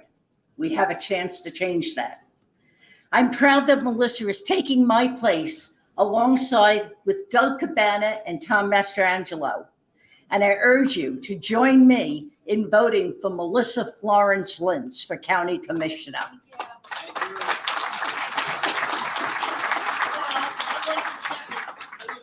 Thank you. We have a second, and Melissa will join us.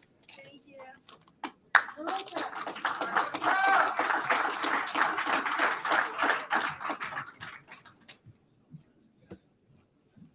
Thank you for that. Hi, everyone. Thanks for coming out this evening. I'm Melissa Florence Lynch, and I'm a lifelong resident of Morris County, and I'm the current mayor of Pequannock Township. I've been serving the residents and taxpayers of Pequannock for 12 years, and I've been mayor 3 times. I'm proud of my record as a fiscal conservative and public servant. During my time on council, we have held the line on taxes while continuing to provide the services that our residents want and need. We work to cut costs and limit spending. We explore shared services and make sure we collaborate with others. I have been at the forefront of advocating for flood mitigation projects, economic development, and business growth. I helped move projects along for open space and historic preservation. I work hard to support our veterans and our seniors, and I help all those in need. I volunteer my time with various groups. We all know how important our volunteers are. They are the backbone of our communities and they need our continued support. My decisions are always based on what is best for our residents and our community. I will bring that same attention and dedication to the Commissioner Board. Pequannock has a long history of Republican leadership that makes it such a wonderful town to live, work, and raise a family. I love being a public servant, and I want to bring my experience and my passion to the residents of Morris County. I am honored that I have the support of Kathy DiFilippo, a long-serving, respected county commissioner who recognized me as a responsible leader and an advocate of good government policy and nominated me here tonight. That means a lot. The fact that my running mates, Doug and Tom, who have been responsible servants to Morris County, recognize my track record and the type of leadership I can bring to this office is also appreciated. As a councilwoman and mayor, I have the experience and knowledge necessary to help solve the challenges facing our county, and I will work to pass responsible budgets, support our law enforcement, support our volunteers, and help promote human services programs to the residents of Morris County. I'll work with our elected leaders in our 39 municipalities to address your concerns and get things done. And I'll fight for the taxpayers of Morris County and make sure we control property taxes and deliver great services to ensure that Morris County continues to be the #1 county in the state.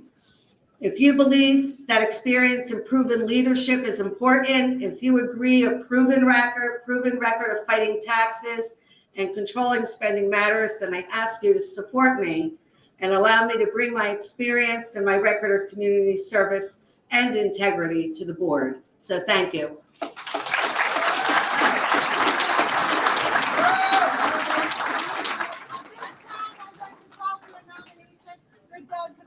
Commissioner Doug Cabana. Thank you, Senator Bucco.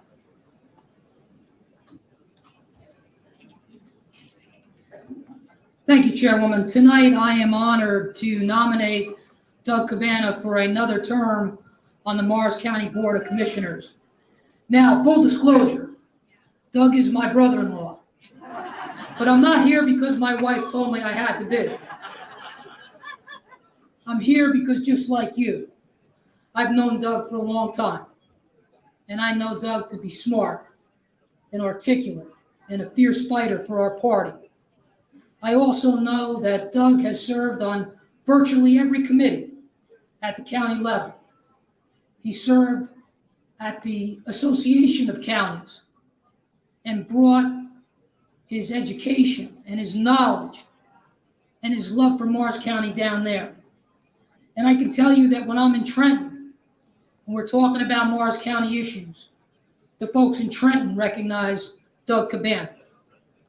He's been a stable force on the Freeholder Board for many years, now the Commissioner Board, and he deserves to be returned because we need somebody that has the institutional knowledge to continue to make this county the #1 county that it's been. We need Doug's leadership in Morris County, and I urge you to support him tonight, and it is my honor to nominate him for another term.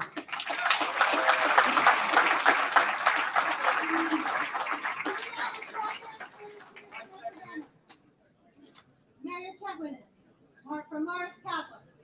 Morris Catholic. All right, good evening, everybody.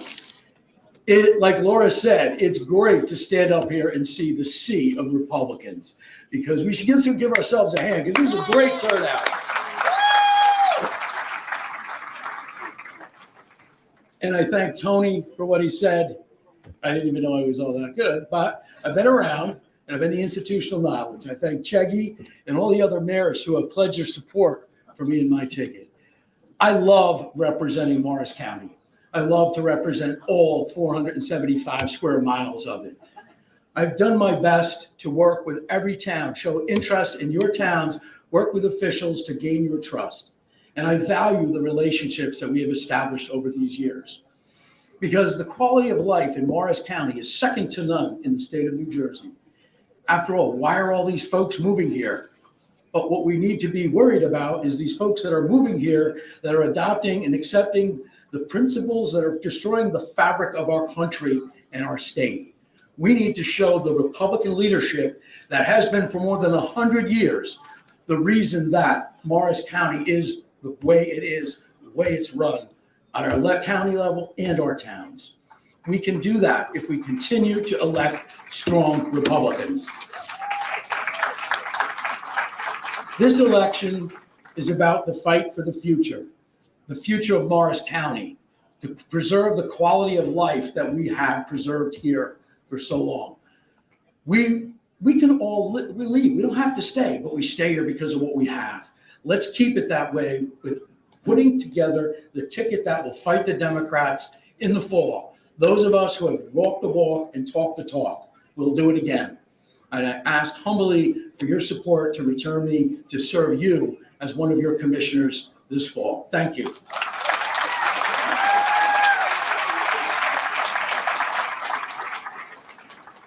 Okay, we're going to move to Congressional District 7.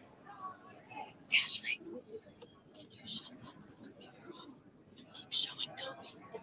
It's like, it doesn't look good. Okay, thank you. What great candidates for commissioner between our incumbents and our challengers. Let's give them all a round of applause.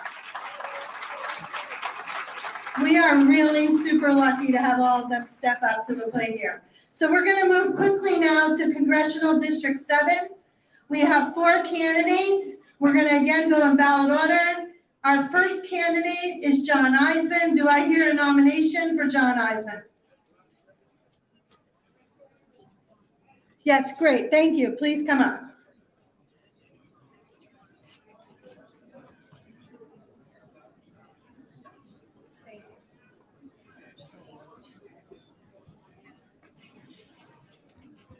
Hello, everybody. Didn't know I was coming up here to speak, but I served in politics in Bergen County for a while, about 25 years, and it's taught me a couple of things. It's taught me to recognize run-of-the-mill, same old story, business as usual candidates, and there's plenty to choose from every election that you attend. John Eisen is not one of those people.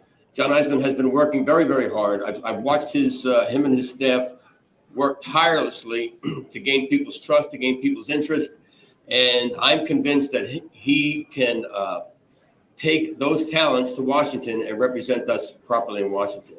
If nothing else, our State of the Union address the other night should have convinced us all that we don't have time to wait around for the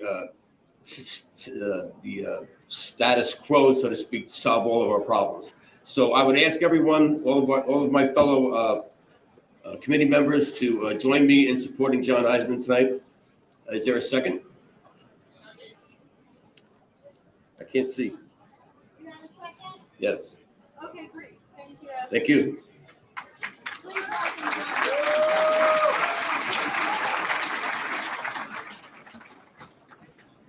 For those of you I haven't met, my name is John Eisen.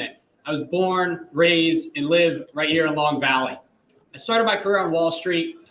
I built a $110 million business, and here in the county, I built a nonprofit based out of Chester that's raised over $500,000 to fight poverty here and around the world. And now I've left all of that to jump into this race. I've quit my job. I've dumped my savings into this because right now, our district is what needs it most. I probably don't have to tell you that in 2020, for the first time since 1964, Morris County voted for a Democrat for president. Largely led by millennials and Gen Z, the largest voting bloc in our country that votes 5 times more left than right. We're losing that generation and we're losing elections. We need a candidate that can win by engaging all generations, by changing hearts and minds and building a team that can win. I am that candidate. We've built the team and we're changing the hearts and minds across New Jersey and across the country. Now, I'm not just saying that up here in 3 minutes. You have seen it in our fundraising, where 1/3 of our dollars come from out of state and 2/3 come from first-time political donors. On your doorsteps, we've been all around. You've seen us out-energize, out-organize, and outwork the competition. And now when I mention the competition, tonight you're going to hear from two types of candidates. You're going to hear from status quo, career politicians, men like Tom and Eric, whose service I respect, but when they started their careers, when they were younger than me, our party was in a majority. We've lost that, and results matter. Tom will likely point to money raised being the key to elections. But if anything, the last 3 failed federal races have taught us that $11 million spent is not a key to Congress. Eric may point to voting records and A ratings, which is respectable, but if that was the key to changing policy, we would not have the most restrictive gun laws and permissive abortion laws in the country. And now on the other side, we have political opportunists, people who are jumping offices, districts, and not certain where they want to be, but certain that they want to divide our party more than they want to defeat Democrats. Now, I'm here because I'm neither of those two things. I believe I'm the right candidate to restore, to reinvigorate, and to renew the Republican Party here in New Jersey and around the country. Like I said, you've seen it on your doorsteps, in your living rooms, Ken, Keith, Sharon. We are on the cusp of something big, not just defeating a Democrat, but changing the national conversation, taking back our country. We have what it takes here to not just flip a seat. And that's why I'm asking you tonight for this convention to be about more than just a seat, but to be about changing the country. And that is why I need your vote tonight. Thank you.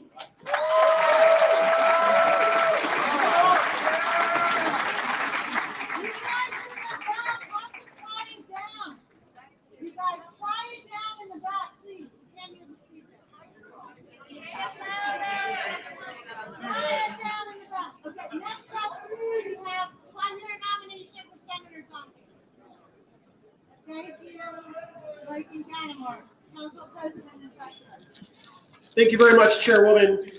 Mike and Gannon from Chester Township, and it is my privilege tonight to nominate Tom Kane for Congress because he is the conservative leader who is going to defeat Tom Malinowski this November. And not only that, he will continue to be the honest public servant who actually listens to Morris County. We got one shot at this, folks, and Tom Kane has been through the fire. He knows what it takes to put together the organization and a serious campaign with a plan to win in November, and he's the only candidate to do so. On the issues which are most important, he's right there with us. Tom's going to get to work stopping the out-of-control spending and rampant inflation this administration has brought on us, empowering parents to have a voice in their kids' education and never going back, securing our country's borders. Tom's actually visited the southern border and knows what we need to do to fix it, and turning around our foreign policy, which has never been more important, and promoting peace through strength. Tom Kane is right on the issues. He's got a well-deserved reputation for delivering for the people he represents, and he gives a damn about Morris County. Tom Kane's the guy, folks. If we want to win back this seat, it starts tonight. It starts here. It starts with Tom Kane. Do I have a second? Joe Nicastro from Mount Olive. I want to hear from the next congressman from Morris County, Tom Kane Jr. Thank you. Thank you. Thank you. Thank you. It's always great to be in Morris County. Thank you so much for investing so much time, so much energy, caring about the future of our county, caring about the future of our state and our communities, caring about the future of our country. But thank you all for being here tonight. Listen, I believe in public service. I've seen firsthand that one person can make a difference in other people's lives, whether it's a volunteer firefighter, an EMT, or a Senate Republican leader. I've been the leading conservative check on Phil Murphy's disastrous economic policy down Trenton. I blocked billions of dollars in spending that he tried to foist on the constituents here in Morris County and across New Jersey. I've led the way on protecting open space and stopping suburban sprawl. I know those issues are important to the people in this county. On issues like creating economic opportunity and generational jobs for people who are proud to call this great county home, I've led the way, whether it was Bell Labs, brew pubs. I know we had to have policies out of Trenton that made a difference for people here, and I led the way on that. But now, when the people in this room and people across this state and across this district, when they think about the challenges that are facing them on a daily basis, they're national in scope. There are decisions that are being made in Washington, D.C. are not with our values. When you look at the State of the Union earlier this week, you saw Tom Malinowski, Joe Biden, and Nancy Pelosi all line up promoting a stay-the-course approach that are not Morris County values. I will stand and break the back of the inflation. I will make sure that every single time you go to the grocery store or to the gas station, you're not seeing a new price increase each and every day. That's because of the policy that Tom Malinowski's been backing down in Washington, D.C., and we need to change. Also, on issues like foreign policy, Tom Malinowski has been in Washington, D.C. for 30 years, and he's never stood up to Russia. He's never stood up to China. He's never stood up to Iran. I will stand up to those three countries on our behalf. Finally, on issues like immigration and border enforcement, I did go down to the border firsthand because as a legislator, I wanted to see how to find the right solutions, the right answers. I talked to ranchers. I talked to border control. I talked to the people who are there and said, how do we solve this? We need to secure the southern border because you know what? We don't have a secure country if we don't have a secure southern border. I need your help to get to Washington, D.C. so I can promote our Morris County Republican values and we can make sure that we have the right change in the House of Representatives this year with your help. I'm asking for your vote. Thank you, and God bless Morris County. Thank you.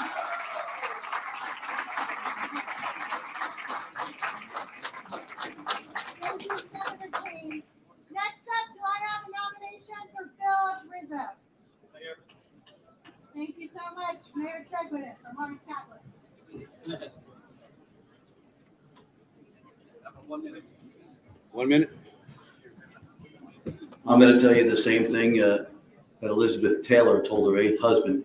We're not going to keep you too long. I have to give credit to Gene File for that one.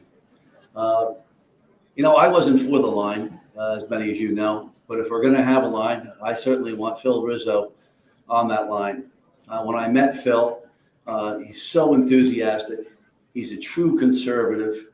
You know, you talk about right to life, talk about the Second Amendment. He's dead on. He's red. He's not light blue here. Okay? That's why I'm backing Phil. And if you meet Phil and you realize what Phil has gone through his life and the difficulties that he has had in his life, and he's overcome those difficulties, that's the candidate that I like. I've never been an establishment guy to start with. Even when I became a freeholder, I wasn't the pick to become the freeholder. So that's why I'm backing Phil Rizzo. So can I get a second for it?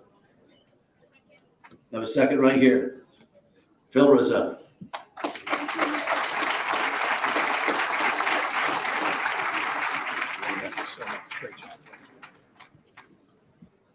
Thank you so much, Morris County. I appreciate it. Thank you, Chairwoman, for putting on a great event. I'm so honored to have the opportunity to once again go on a ballot to represent families in New Jersey. As you remember, last year under the pandemic, I climbed out from underneath a rock and decided to run for governor in just 4.5 months. I stepped away from my pulpit and took a leave of absence in deep blue Hudson County because I knew New Jersey families were under the heavy hand of government throughout our state. After that race, securing about 27% of the vote and coming in as the runner-up in the GOP gubernatorial race, we realized that that had nothing to do with Rizzo, but it had everything to do with the message. I've had the courage to stand up to Phil Murphy, and we never closed our church. I had the courage to stand up, and though I attended Unmask Our Children rallies, I had the courage to never mask my children in the first place.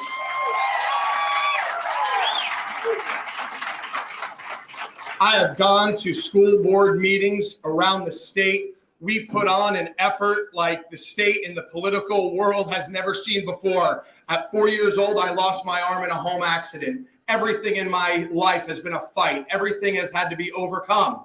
That just gives me a different work ethic. However long it took you to learn how to tie your shoes, took me 10 times longer. However long it took you to learn how to zip a coat or button a shirt, it took me 10 times longer. It just put a work ethic in me that allowed me to excel in my life, playing high school football at Morris Catholic in Denville and baseball, going on to graduate from Villanova University and getting into my family's third generation real estate business. We successfully started 2 conservative Baptist churches in Deep Blue Hudson County and was the runner-up in a governor's race.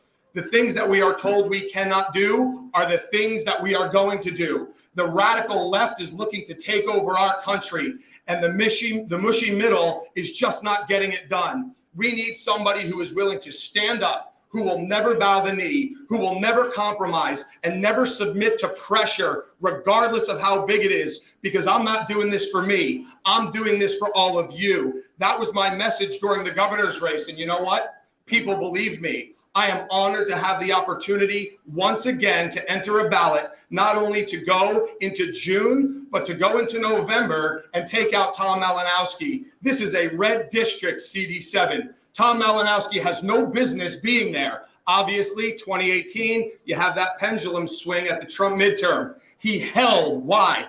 Because we can't turn out the base. Phil Rizzo turns out the base. I am pro-life, pro-gun, pro-Trump. I stand with the military. I stand most of all for every one of your families and your businesses.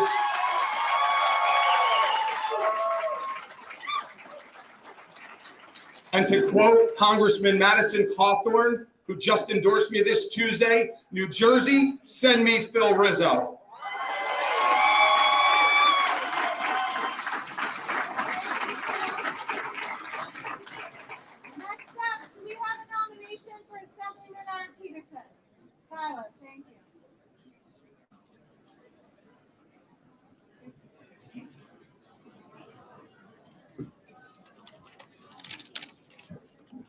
Good evening, I'm Tyler Roborn, currently Vice Mayor of Washington Township. I'm here tonight to nominate Eric Peterson to represent the 7th Congressional District in this great state of New Jersey.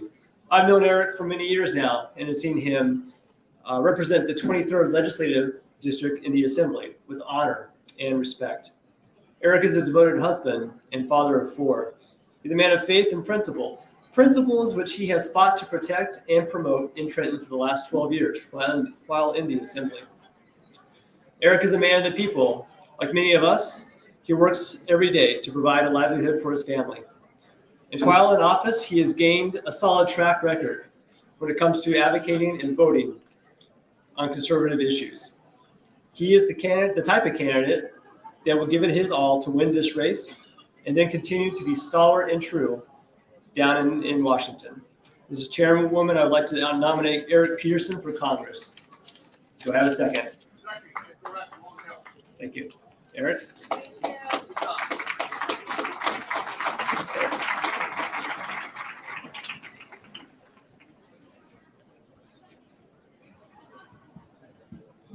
I'm Eric Peterson. I'm running for Congress because I don't like the direction our country is headed. And more importantly, I'm concerned about our children's future. Will they be able to live the American dream like we have? We're up against a radicalized Democrat Party that's openly socialist, bordering on communist. They want to trample on the Constitution. They want to take away our right of free speech and self-expression. They want to take away our guns. They want to criminalize going to a school board meeting and speaking up for your children.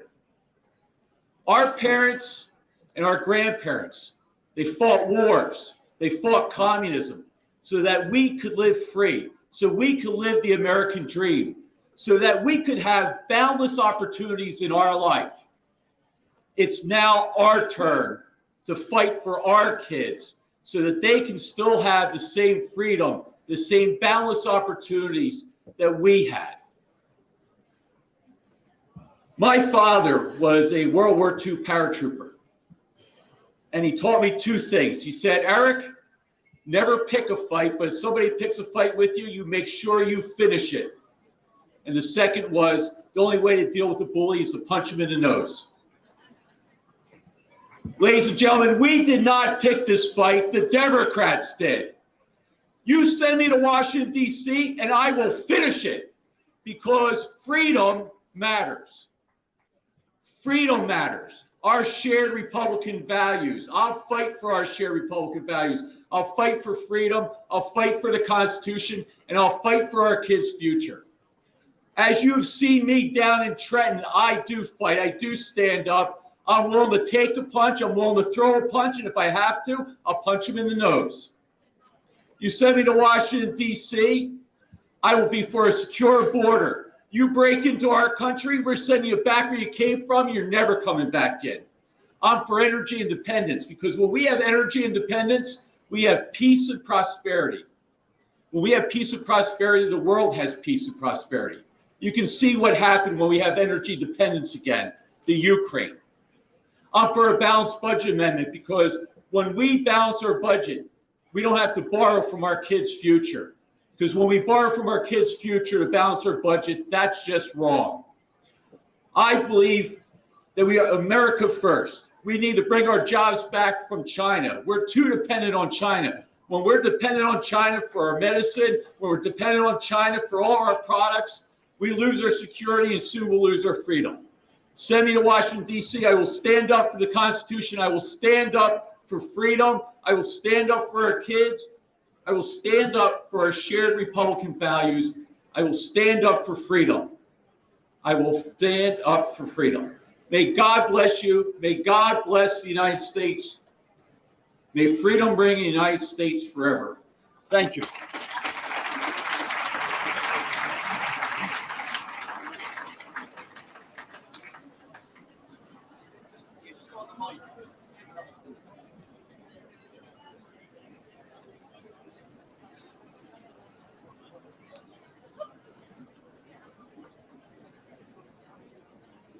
Excuse me, everyone. We're going to change things up here before we go to CD11. First of all, you guys in the back, it's way, way too loud, and people can't hear the speeches.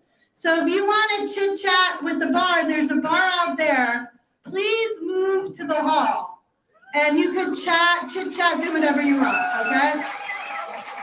Second of all, we're going to now, and this is going to be important, we're going to start voting. So we're going to vote. We're going to ask the people in CD7 to please go quietly to the voting machines. And everybody in CD11, please move your seats and come up as close to the podium as you can. So if you can just please start, those folks in CD7, you'll be voting for commissioner, sheriff, and congressional candidate. We'll start that voting now. Everybody in CD11, please move up, and please, everybody by that bar area, just go over there. The bar is the same drinks.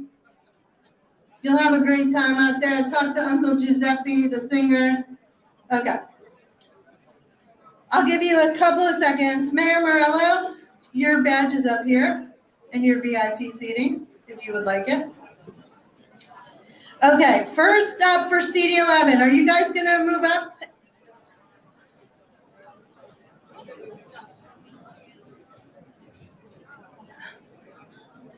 Again, if everybody could just please quiet down in the back so that our great candidates who have worked so very hard to earn your vote have this opportunity to speak to their constituents.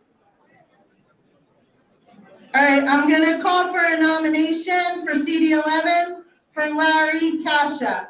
Do I have a nomination for Larry Kasha? Why not? There you go. Thank you. Quiet in the back, please. Thank you. Hit it again. No, you can hit it. Gavel. This politics thing, just when I thought I was out, they dragged me back in. Madam Chairman, in Republican politics, surprises are rarely good things. Democrats, like Montclair Mikey, never surprise anyone. They always do their best to do harm. And when you expect the worst from a Democrat, you are never disappointed. Our Republican candidates must never surprise us at all.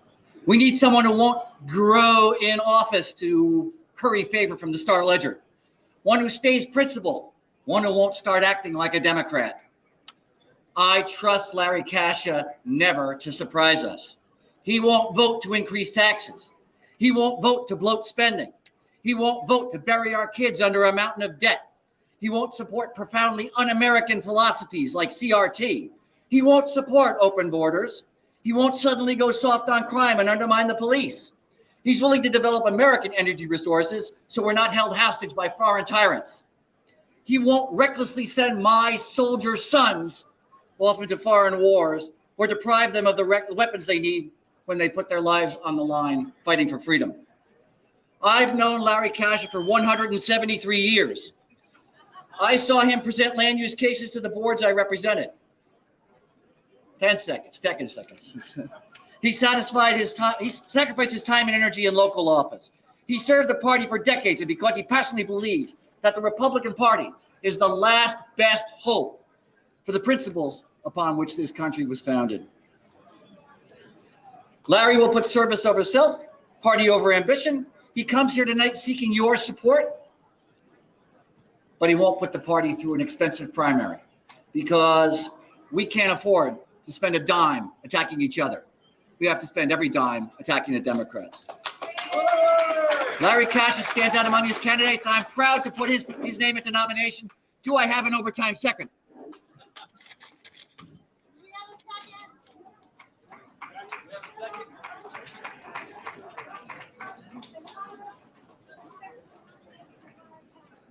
Thank you. And here we go, Larry Kasha.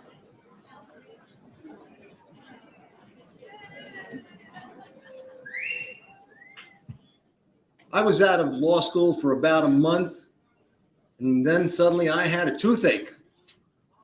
So I called our family dentist, who I've known my whole life in Montville. And when I went to his office, he decided he was going to show me one of his offices that he had for rent. And he said after that, he says, I'm going to hold it for you. What I said to him was, no, don't do that. You see, I haven't even taken the bar exam yet. But when he found out that I passed, he called. And my father looked at me and he said, Larry, you've been broke for so long. What the hell's the difference if you're broke a little longer? And besides, isn't that the reason why you decided to go to law school? To help the people that you know? So Deb and I had a conversation, and we decided we were going to give it a shot. But we knew that it was against the odds. You see, the economy was in a tank.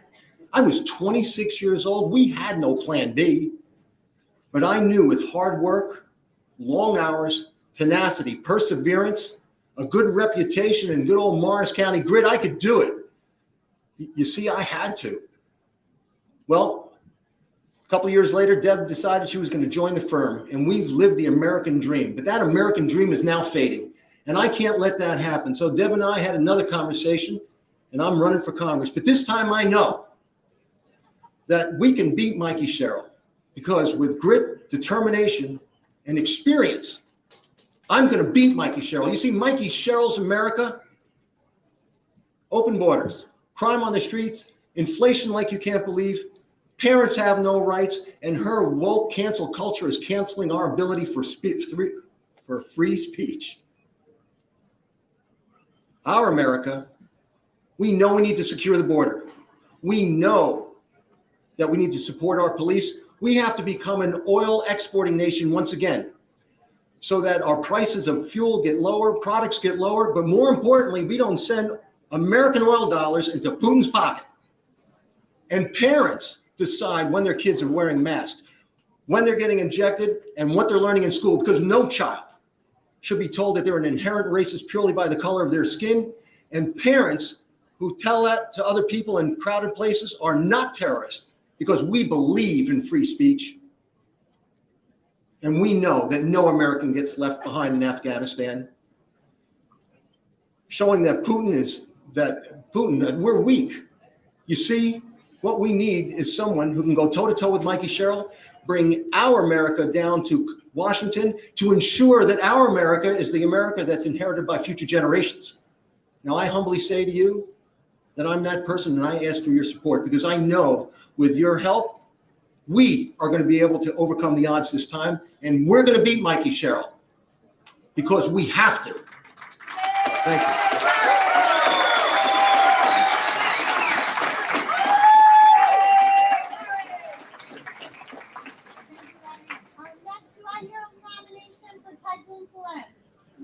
Madam Chairwoman. There we go. Commissioner Shaw, thank you. Thank you. Thank you very much. I'm Commissioner Stephen Shaw. And I first want to say, I am so proud to be a part of this Republican Party with so many phenomenal congressional candidates. Having said that, I believe there's one that stands above the rest. I believe there's one that can do what all the pundits say it can't be done. And that is beat Mikey Sherrill. Yes, beat Mikey, who with Pelosi and the left, they scorn our American values, our way of life, the essence of the American dream. You know what they tell the public? The American dream. It's not fair. It's rigged. It's the American nightmare. Well, I'll tell you what. I'll put our American dream up against the Democrats' American nightmare any day of the week. And you know what? That American dream is going to win every single time, I guarantee it. So let's nominate the American dream. Now, I think you know what I'm talking about, who I'm talking about. So what I'm not going to do, I'm not going to sit up here and bore you with the fact that he's got a phenomenal resume, the fact that he raised more money than any other candidate, the fact that he has experience. No, I'm not going to sit up there and do that because I only have a minute. So I'm going to cut to the chase, and I'm going to nominate my friend, my colleague, Commissioner Director Typhoon Selin. And I'm going to ask for a second out there. I think Paquonic there just did a second. Now it's my honor to call up the next congressman from CD11 New Jersey, Typhoon Selin.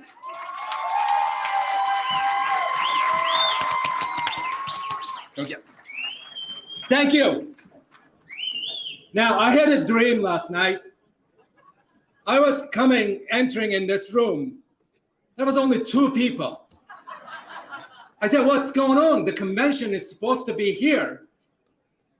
Now, one of the persons sat at the corner and said, they just finished it. The convention is done. I said, are you kidding me? I mean, I'm here, I'm a candidate, and I was looking for Laura Alley's phone number to call, so what the hell was going on? But it was a nightmare. Nightmare. It's not a democratic nightmare. But anyway, so my name is Typhoon Selin. Typhoon just like the hurricane. And I am running for Congress.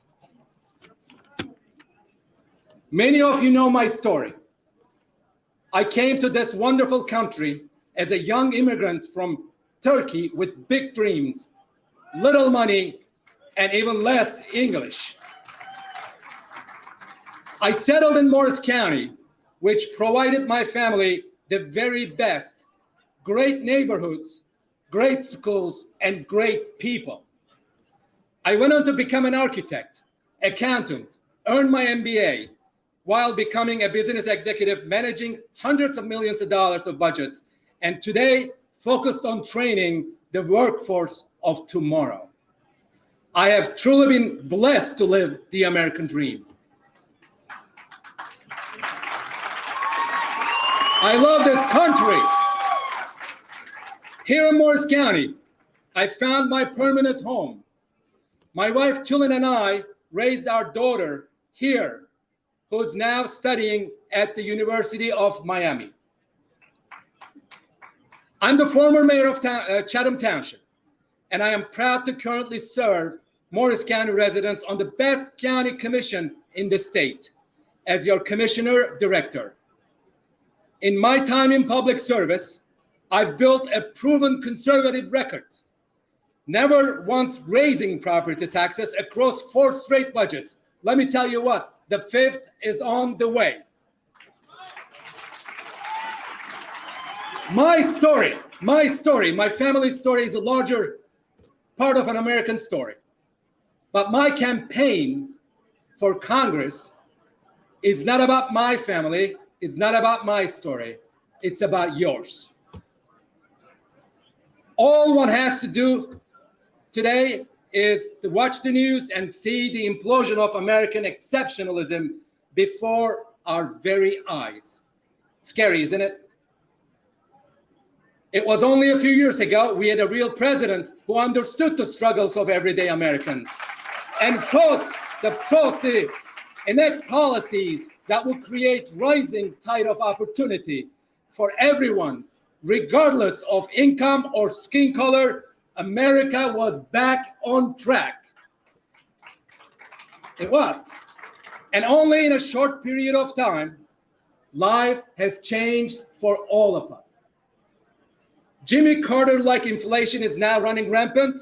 Go fill up your gas tank and pay twice or three times of what you paid in 2020. Go to the grocery store and buy the same number of items and pay 20, 40, 50% more if you can find the stuff that you want. A president who ignores our border security crisis, all against the backdrop of those in our communities worrying how they're going to pay the mortgage. The Democratic Party of today only cares about AOC, Bernie Sanders style redistribution of wealth, defunding our police, bad environmental policies that would crush American ingenuity. Republicans like you and I are carrying compassionate, conservative, and practical problem solvers.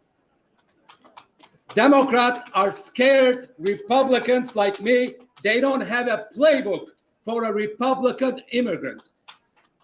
Our best days are ahead. Join me on this journey to save America's soul, and together we can and will make a difference. Thank you for this opportunity. May God bless you, and may God bless the United States of America.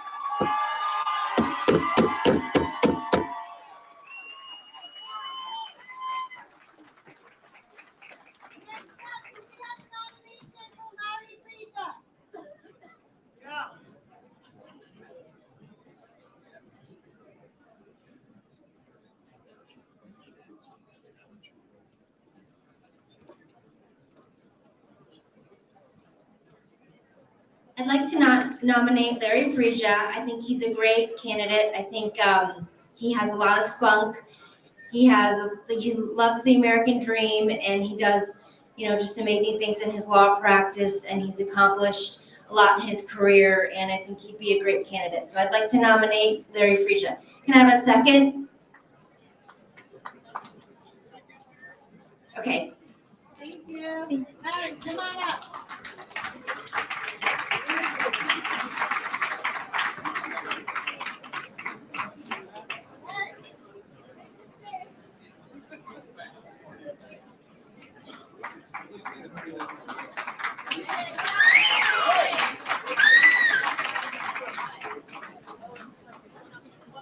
What is up, Morris County?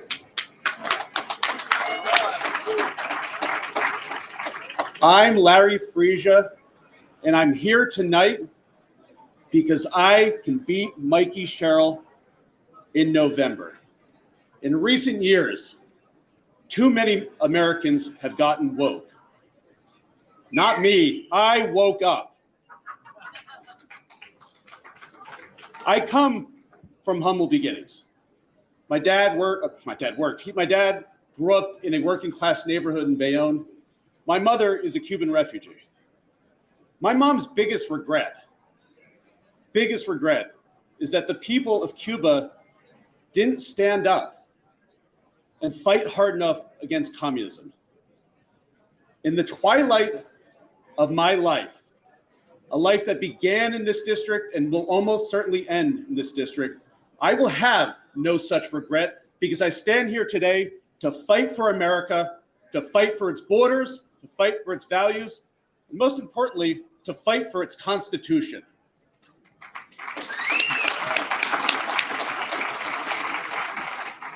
In order to make this work in November, we need to try something radically different. I submit to you that I am that radical difference.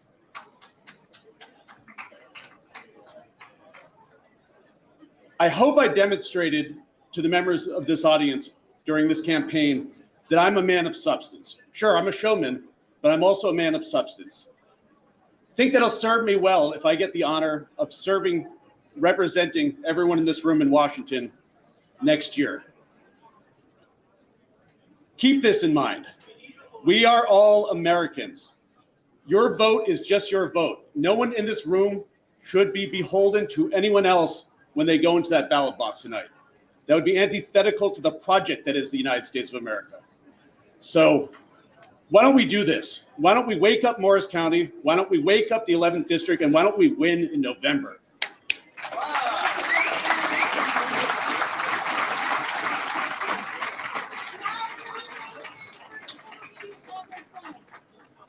Thank you very much.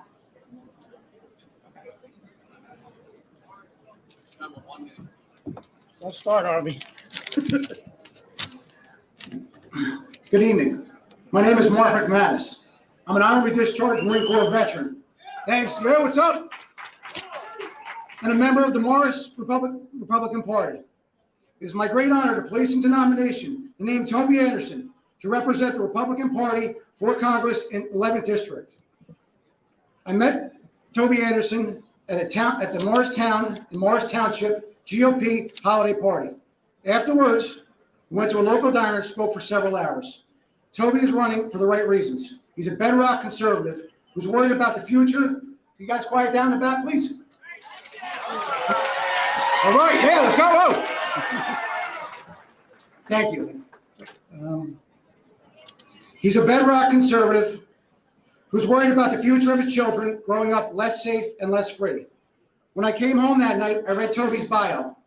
I would like to ask you a favor and for you to go to tobyforcongress.com right now on your phones and read his bio.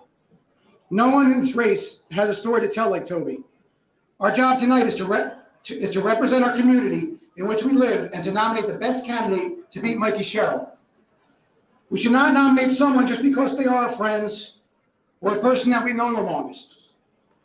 Madam Chair, convention delegates, that person is Toby Anderson. May I have a second, please? Who's that? Will Needham? Outstanding. Thank you, William.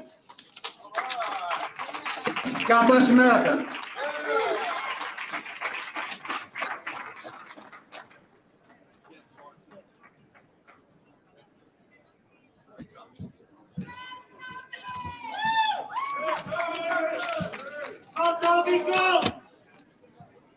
My name's Toby Anderson.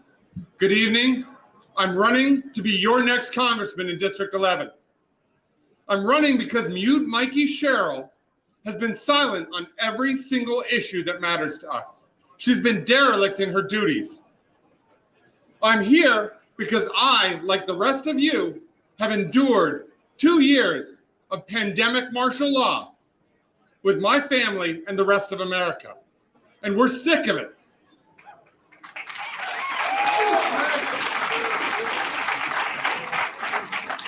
I've seen American citizens abandoned by this administration, thousands of them in Afghanistan, left, abandoned, and it's disgusting. And Mikey Sherrill never said a thing.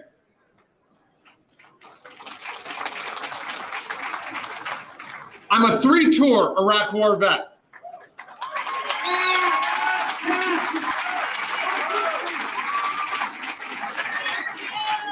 I have also served here in Morristown in the National Guard at the 3rd of the 112th Field Artillery. I served before, during, and after September 11th. It's something that none of my competitors have done for this district and for this county and for this state. It's something that will make a difference with Mikey. I'm also the owner of a small home healthcare business. We send nurses and aides into people's homes and we care for people at their most vulnerable. It's something that I learned when I took care of my aunt in the last year of her life when she had stage 4 cancer. I'm also a husband and father of 3 young children, a 5-year-old little girl in public school in kindergarten, a 3-year-old little girl, and a 21-month-old little boy. And I have seen this pandemic as an employer, as a healthcare executive, but most importantly as a father. And I've seen the damage it's done to our kids.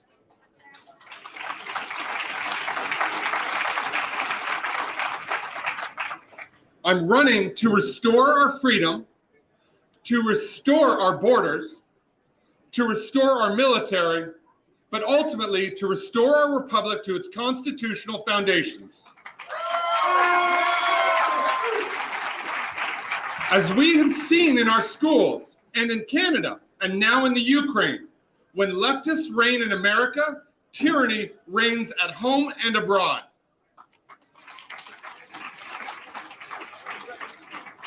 I'm running on a platform centered on freedom, medical freedom, individual freedom, economic freedom, the freedom to say who comes into our country and secures our borders, and the freedom to know that our country is safe, that our military is powerful and scares our enemies. We need to stop importing Russian oil, produce ours, export it, end the pandemic martial law, and all of the mandates, this insane inflation. We need to end Mikey Sherrill's career in Congress. We need, just about done, we need to free our people and our children, our oil, and our economy. We need to restore America as a beacon of freedom in the world. Vote Toby Anderson for Congress, row 4. Thank you very much.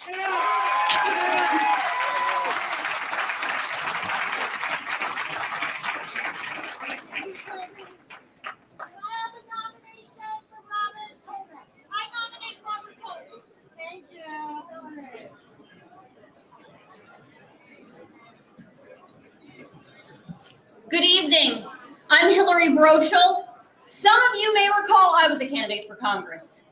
I was a candidate because I'm tired of the wokeness, political correctness, and cancel culture that's taken America by storm. I wanted to flip the script on cancel culture, and I believe Robert Kovic will do that in Washington, D.C. Rob is a first-generation American whose parents escaped from behind the Iron Curtain to provide a better life for their future family. Apparently it worked. Rob Kovic is a husband, a father, a lawyer, and a small business owner. He's running for Congress to honor American greatness, not to apologize for it. He's running so your children are taught how to think, not what to think. He's running for medical freedom, not government mandates.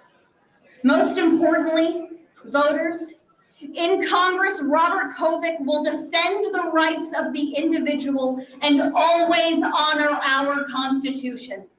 I am proud to nominate Rob Kovic for Congress.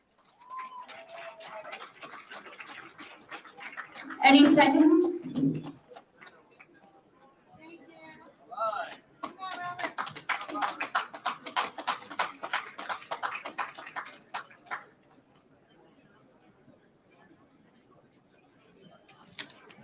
Thank you, Hillary. Thank you, Chairwoman. Thank you, committee members, for having us here tonight.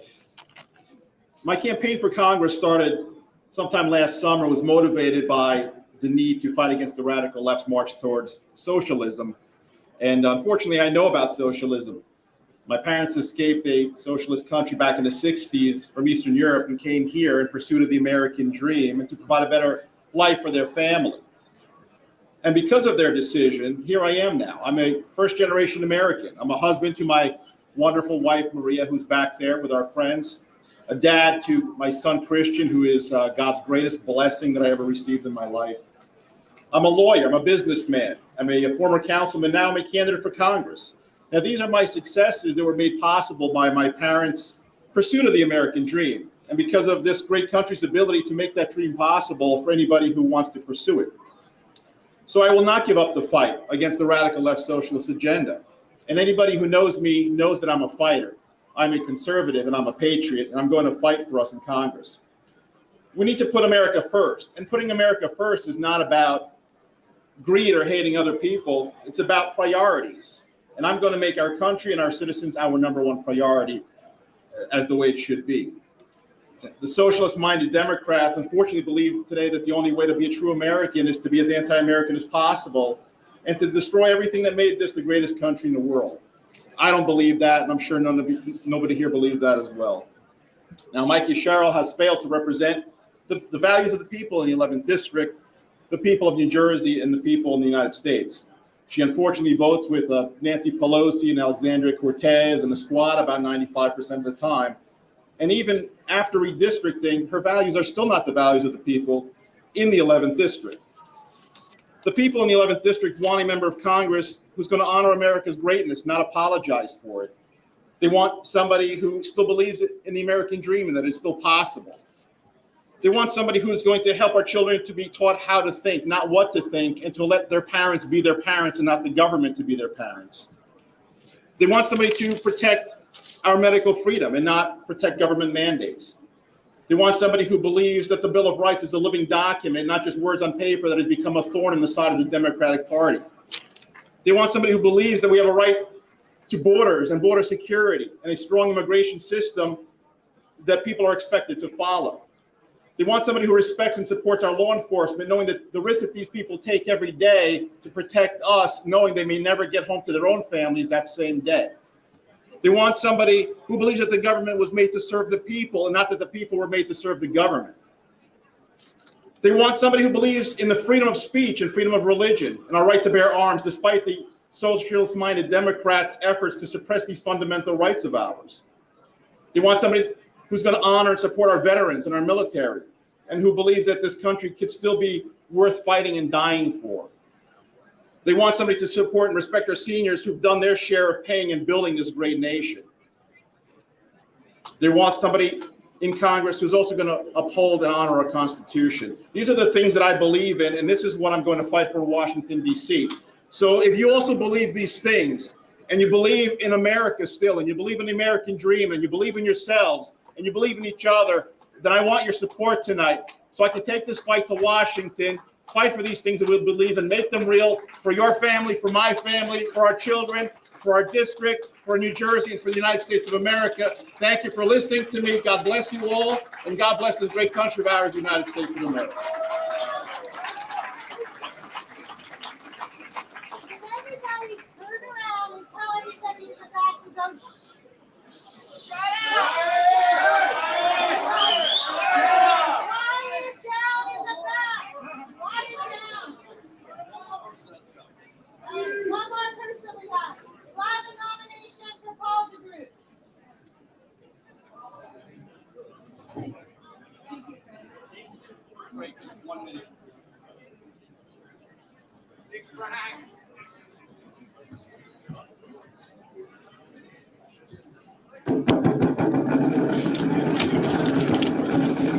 A minute of your time, please. Can I have a minute of your time? Thank you. My name is Frank Molina. I'm the committee representative of the Jefferson Voter District number 14 for our great Congressional District 11. A little about me for you to gain some perspective. I'm a retired law enforcement officer from Jersey City. A long story short, in 2009, I was shot and my partner was killed. And I ended 2 threats that day. If you'd like to know more, Google my name, Frank Molina, Jersey City Police, and you'll learn a little bit more about me. I want to talk about my nomination. I have polled my neighbors about the candidates running for Congress to go up against the albatross that is Mikey Sherrill. They all said that we have good candidates here. But best put by one of my neighbors, they said, they're all good candidates, but we need a great one to stand up for us and the many issues that hurt our way of life. Ladies and gentlemen, we need a crime fighter. We need someone that can fight the good fight, both with the verbal judo and that is not bound by politics. We need someone to end the threat to our way of life. May I present to you my nomination for Congress, Mr. Paul DeGroot. May I have a second? We have a second, Mr. DeGroot. Thank you for coming tonight. By now, you've known a few things about me. You met me on the campaign trail. I want to be your next congressman. For 25 years, I fought the good fight as a prosecutor for Passaic County with Patterson, winning the top 100 most dangerous cities in America. I made the streets of Passaic County safer, and I made your neighborhood safer because crime knows no boundaries. I hate the revolving door justice that we now have in our state and in this country. The Democrats have implemented the plan of bail reform. I had to deal with it. It has led to dangerous streets and less officer safety. And thank you, Frank, for stepping up. As a lifelong Republican, I live in Montville, and I'm married to a wonderfully supportive woman who's here tonight. And on the political campaign, she has to be.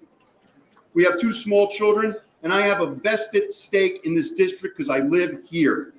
Today, our children, they're being used as pawns in a game, and that game is school curriculum. They are being taught to hate America. When the parents object, they're told by the progressives that, oh, trust the government, trust the bureaucrats. I say no. A parent has the right to say what's in their school curriculum today, tomorrow, and forever. Our nation is headed in the wrong direction. Under the Biden administration, we have sky-high inflation, debt rising, fuel costs, and the military is being challenged. I am not running to fill out my resume and check off a box.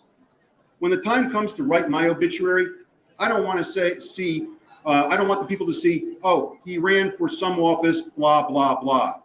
I want Paul DeGroot was elected to Congress in 2022. He went to Washington and he did a hell of a great job for the citizens of America and for this district. The convention is about who is the best candidate. Respectfully, I believe I am that person. I have no political baggage. I've never run for office before. I couldn't because I could not do that ethically because I was a 25-year career prosecutor. Mikey Sherrill cannot point to a contribution I took that is from a foreign source or a shady character. She cannot point to anything of that great game of quid pro quo regarding politics. I don't owe anybody a favor. For 2 decades, I am the most experienced person up here out of respectfully of all the candidates. I've worked in government for 25 years. I've worked with federal, state, county, and local government. I've crafted budgets with my office. I've acquired manpower, equipment to fight crime. I've learned politics and the reasons for the decisions made because I worked for government for 25 years. Mikey Sherrill's resume, she says she's a federal prosecutor. I don't know if she's ever prosecuted a case, but what I do know is she will never outwork me. She will never outdebate me. And if I'm elected as your congressman, you will have a fighter in Congress and you will say, we finally took back this district that is rightfully ours. Now is the time to elect a fighter like me. Thank you.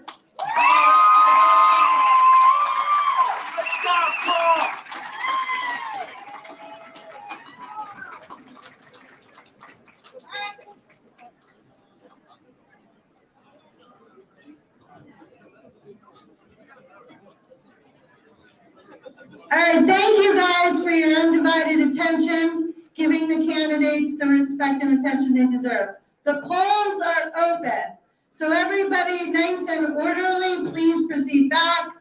Vote for your candidates. If you're still not sure, you can go on the marshgop.org website. There's information about all the candidates there, Commissioner, CD7, CD11. But good luck. I want to thank all the candidates for stepping up to the plate. We'll be back to you with the results as soon as we have them. Please don't leave after you vote because there's a good chance that there may be a runoff in both CD7 and CD11. The winners of the congressional races have to win with 50% of the vote plus 1. Thank you.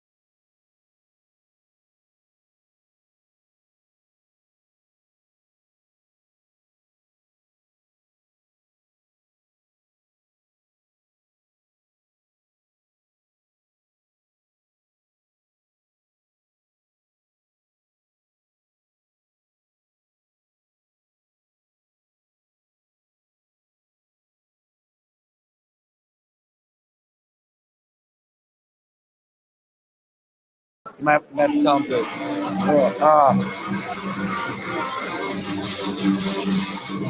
Maybe just tell him to cut it for a minute or two. Do this.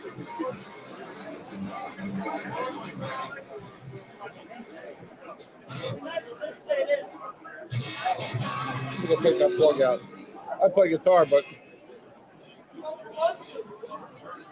Your first name, Mayor, again? James. James. I just interviewed Councilman Musella a couple of weeks ago. How you saw that? Definitely got the light. Yeah, just make sure just look at the camera as much as possible. Me too, whatever. But you know, more the camera. Rosemary, we're good. Rosemary, we're good. Okay. Ready? Your first name again? James. James, I'm sorry. Okay, just make sure you go over here. Right here. Okay. All right, are we good to go? All right, everyone, here we're still live at the Morris County Republican Convention here with Jersey First. I'm Fernando Uribe, the host of Real Talk, which, by the way, you can check out Monday nights live at 6 p.m. on YouTube. And joining me now here is the distinguished mayor of Parsippany, Mayor Barbaria. Mayor, how are you, sir? I'm doing well, thank you. I appreciate it. Listen, it's great to be just so many great Republicans here tonight. The enthusiasm is high. You have to be feeling pretty good. Yeah, I do. I feel real good. I mean, especially in Parsippany when it was a big battle, big fight. The Democrats won Parsippany. They got it in 2017. I lost to the gentleman, Mayor Sariano, in 17.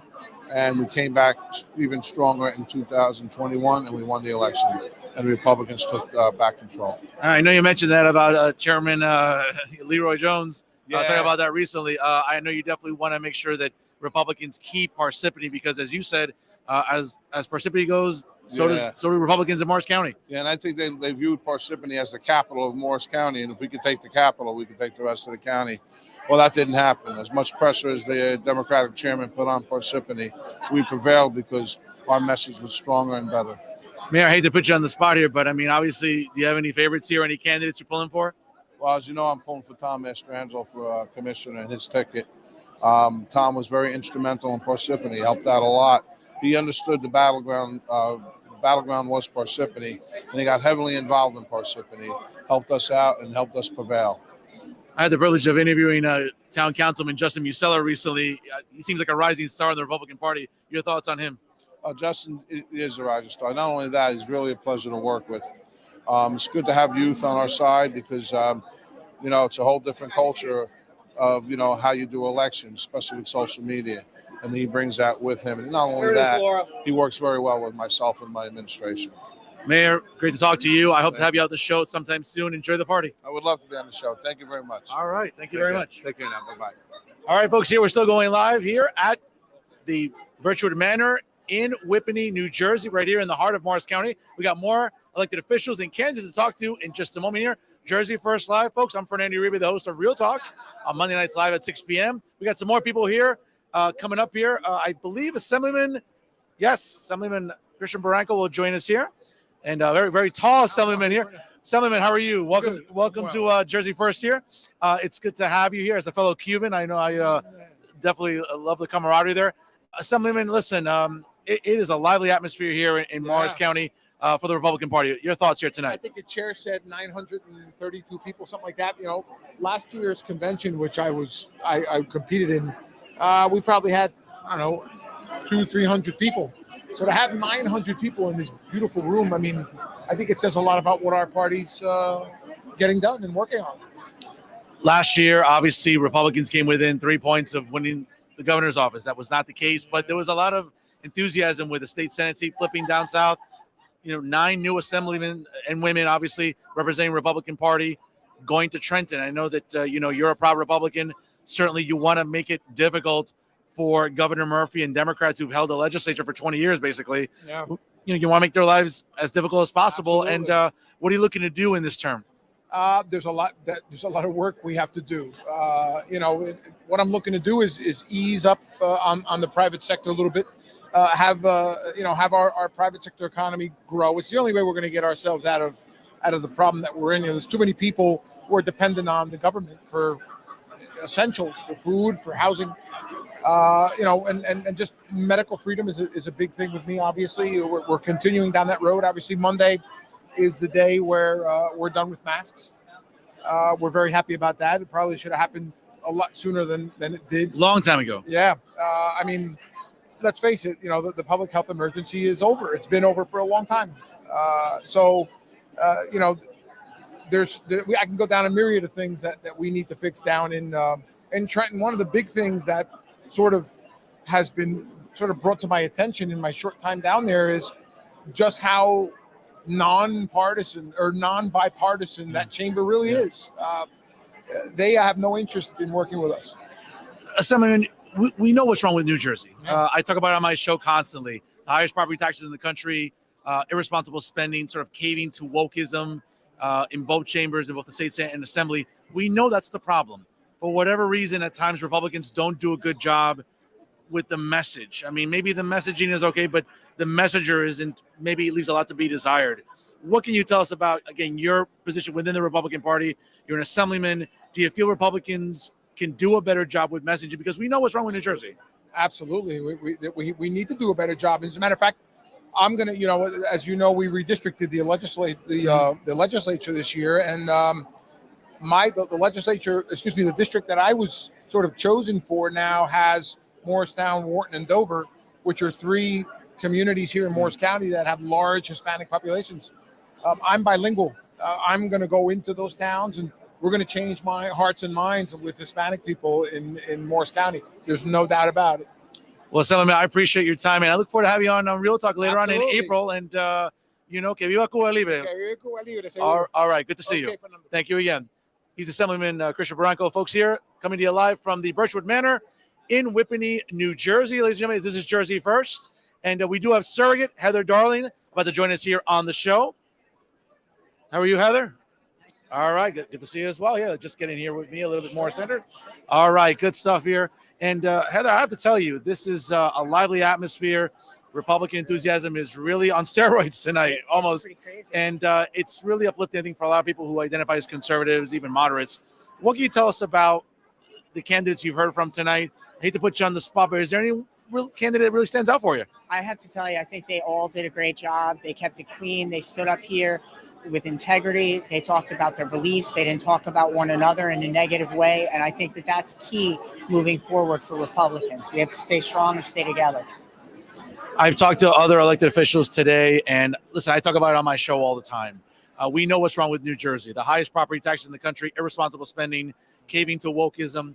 But for whatever reason, at times, Republicans can't seem to get out of their way. We made some strides last November, winning a Senate seat down south, flipping some assembly seats. That's great. That's great momentum. But moving forward, what do Republicans need to do better to try to win over? Obviously, the most important electorate is the independents. Well, I think unity is a big part of it. Like I was saying, that's key for us to get together, to stand together as a party, not fight one another is going to be a key factor moving forward. But I think also getting our message out, embracing more people, bringing more people into the fold. The number of candidates that we had here tonight was tremendous. And even though people get frustrated when they have to listen to so many speeches, having that variety allows us to really determine who is going to be the best candidate, who we're going to put there. Because when somebody's put in front of us and we have no choice, I think people stop coming out because they don't feel that they're represented necessarily. Heather, I have to tell you that when you look at this room tonight, you look at, again, sort of the enthusiasm by Republicans. I'm from Hudson County. It's as blue as Windex there. Here in Morris County, it's always been predominantly red, but there's some pockets that are getting a little bluish, maybe purple. Is that a concern for you as a Republican? It's a tremendous concern for me. And Morris County has always been very well run. We do very well here financially as a county, nationally, on a national level. But our social service program is second to none. We do give back. We support the people that need the support, but we are still fiscally conservative. So everybody wins. As a former freeholder, I've seen the way that this county is run, and it is second to none, I can assure you. So that being said, yes, we need to keep Morris County the way it is today. All right. She said it beautifully. She is surrogate Heather Darling here. Join us on Jersey First. Go enjoy yourself. Thank you again. Much. Great to Thank see you.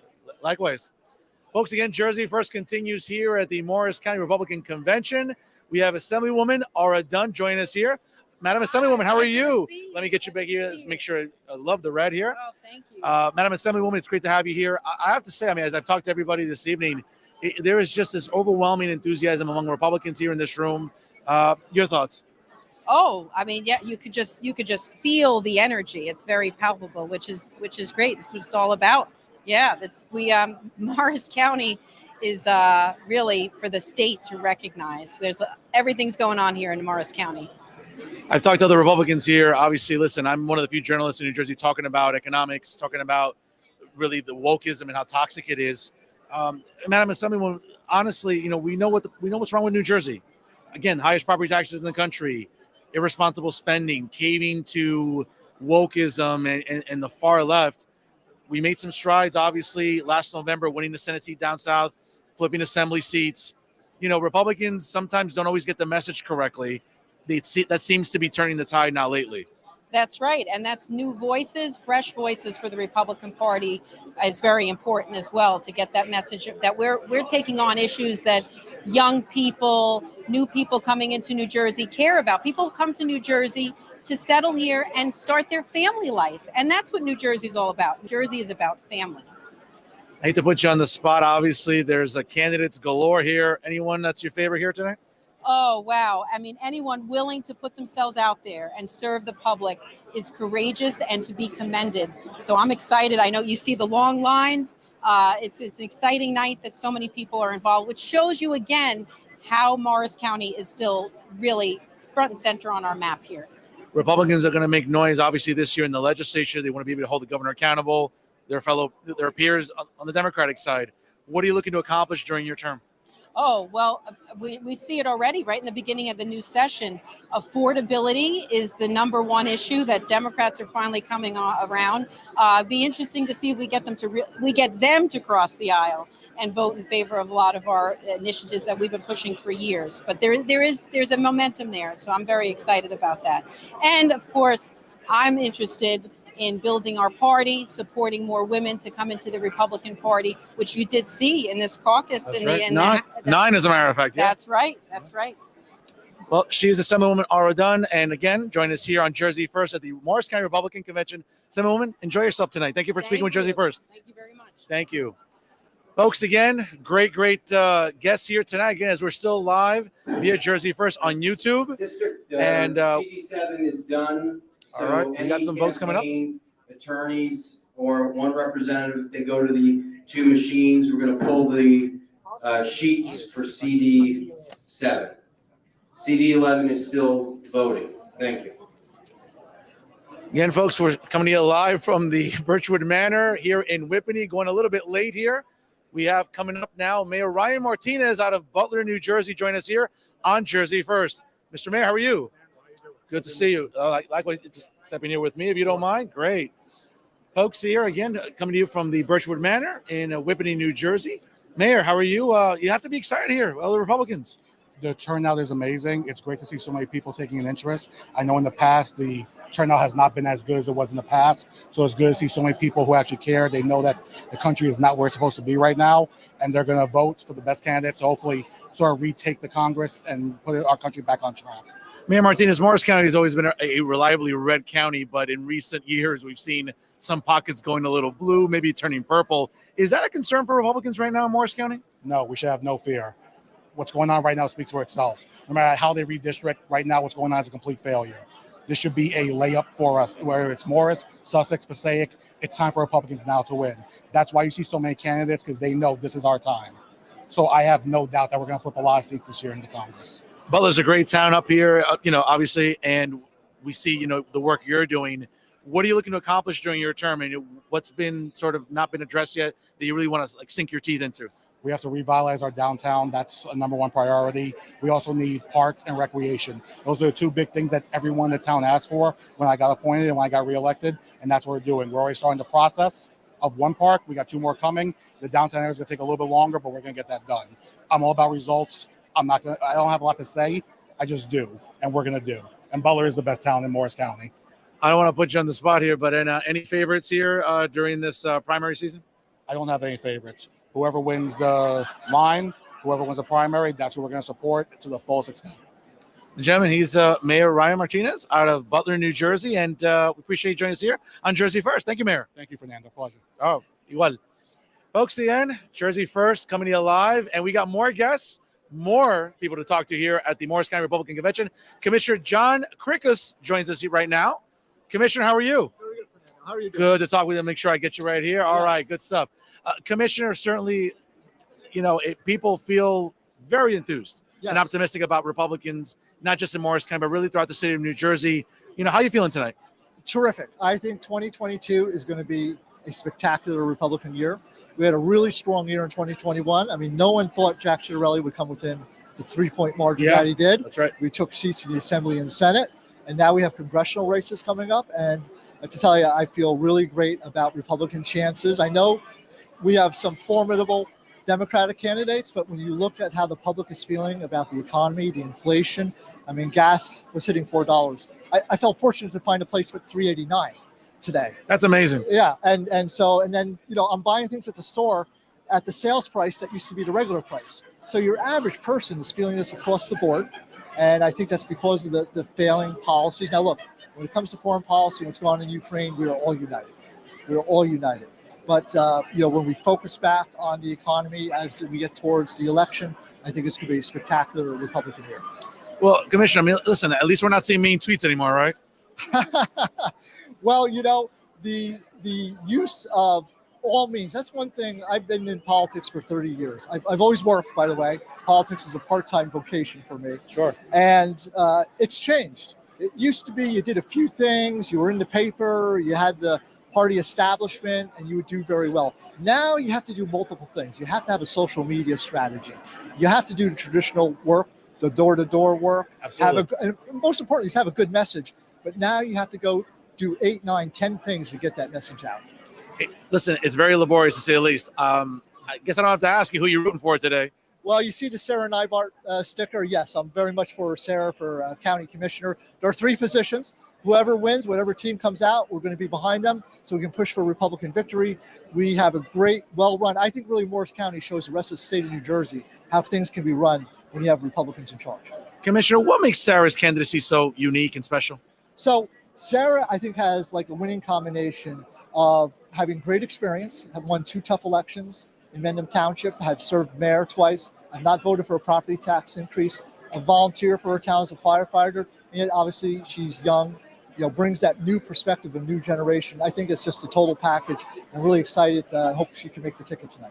Commissioner, thank you for taking the time to speak with us today here on Jersey First. I hope you're a fan of Real Talk on Monday nights. Don't forget to catch it on YouTube. Thank you, Fernando. Appreciate it. All right. Thank you, Commissioner. He is Commissioner John Krickus, folks. Ladies and gentlemen, here in Morris County. Ladies and gentlemen, Jersey First continues live from the Birchwood Manor in Whippany, New Jersey for the 2022 Morris County Republican Committee Convention. I'll be talking to some more people, obviously, as the evening goes along. We got more people here coming up, folks. Mayor Mark Taylor out of Florence Park, New Jersey. I believe that's the New York Football Jets practice facility area. So, Mayor, good to talk to you here. How are you? Welcome to Jersey First. And yes, it is the home of the New York Jets. That's right. The New York Jets, Jets, right? Yeah, Jets. All right. Yes. Mayor, obviously, Republicans seem very galvanized here tonight. They want to make sure that we take some congressional districts, obviously. Conservatives, moderates, independents. It seems like everyone under the tent is really here tonight. I agree with you, sir. I think that our party is really getting stronger as time goes on, and we see more of the weakness coming out of Washington. We see what's going on in our own state. We see a race for governor that was a squeaker. That was a really tight one. I worked with Jack Ciattarelli to become our next governor. I think that the state of New Jersey has learned their lesson, and we need to move forward as a country and particularly as a state. Morris County has always been this sort of reliable red county, Mayor, and in recent years, we've seen pockets go a little bluish, maybe a little purple. Is that a concern for you as a really dedicated, hard-nosed Republican? I agree. Yes. I've been mayor for 10 years in Florence Park. We've been Republican since 1899 in my town, never swayed once, but they're getting closer and closer to the Democrats because our demographic is changing. People are moving into very expensive homes. They're bringing in their policies with them that are Democratic. So we got to be on the move. We got to watch. We know Republicans obviously can run on messages like unaffordability in New Jersey, the constant toxicity of wokeism that has engulfed not just Trenton in the legislature, but Washington as well. It seems that sometimes Republicans can get out of their own way. That doesn't seem to be the case in 2022. We're looking at possibly some historic gains in the House, maybe Senate flips. in Washington as well. How optimistic do you feel about this year? I feel very optimistic in the fact that people have finally woken up to $4 a gallon for gasoline. Brutal. $150 to go to the grocery store for a simple meal.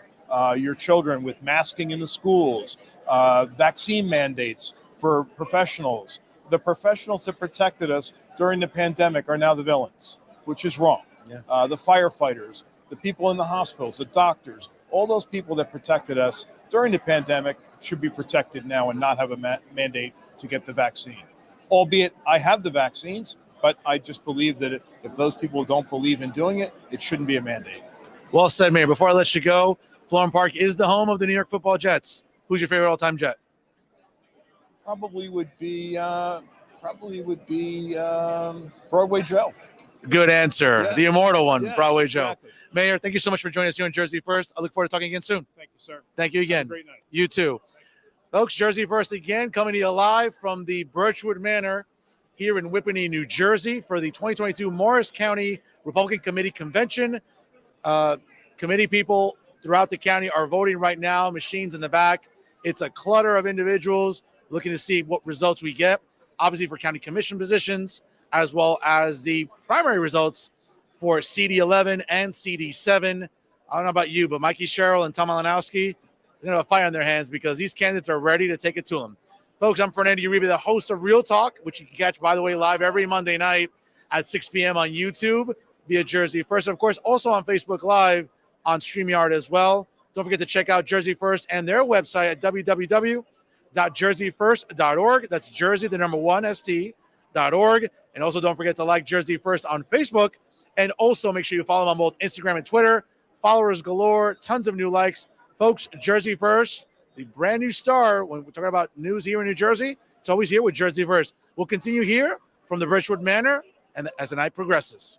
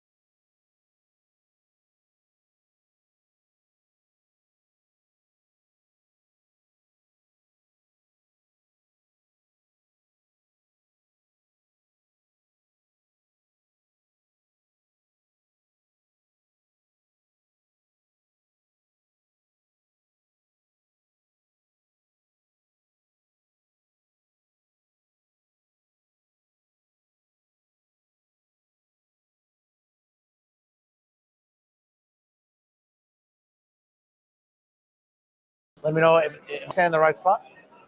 Ready? Yeah. Hi, everyone. Here, Fernando Uribe coming to you from the Birchwood Manor here in Whippany, New Jersey. Some breaking news right now as committee people are voting right now. In CD7, there is going to be a runoff between Tom Kane Jr. and I'm looking right here at also John Eisman. So there will be a runoff between Tom Kane Jr. and John Eisman as votes have just been tallied.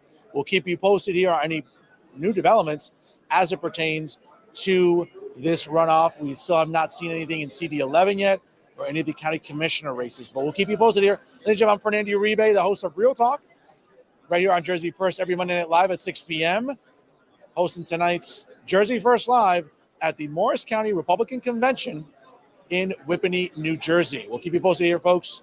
We got more guests coming up here, ladies and gentlemen. State Assemblyman Brian Bergen joins me coming up right now. Let's get the Assemblyman on here. Assemblyman, how are you? Hey, what's up, man? How are you? Good to talk to you. You're looking sharp, man. Look at you. I'm just keeping up with you. I love it. Folks, here, Assemblyman Brian Bergen joins us here. Just make sure you get into the picture.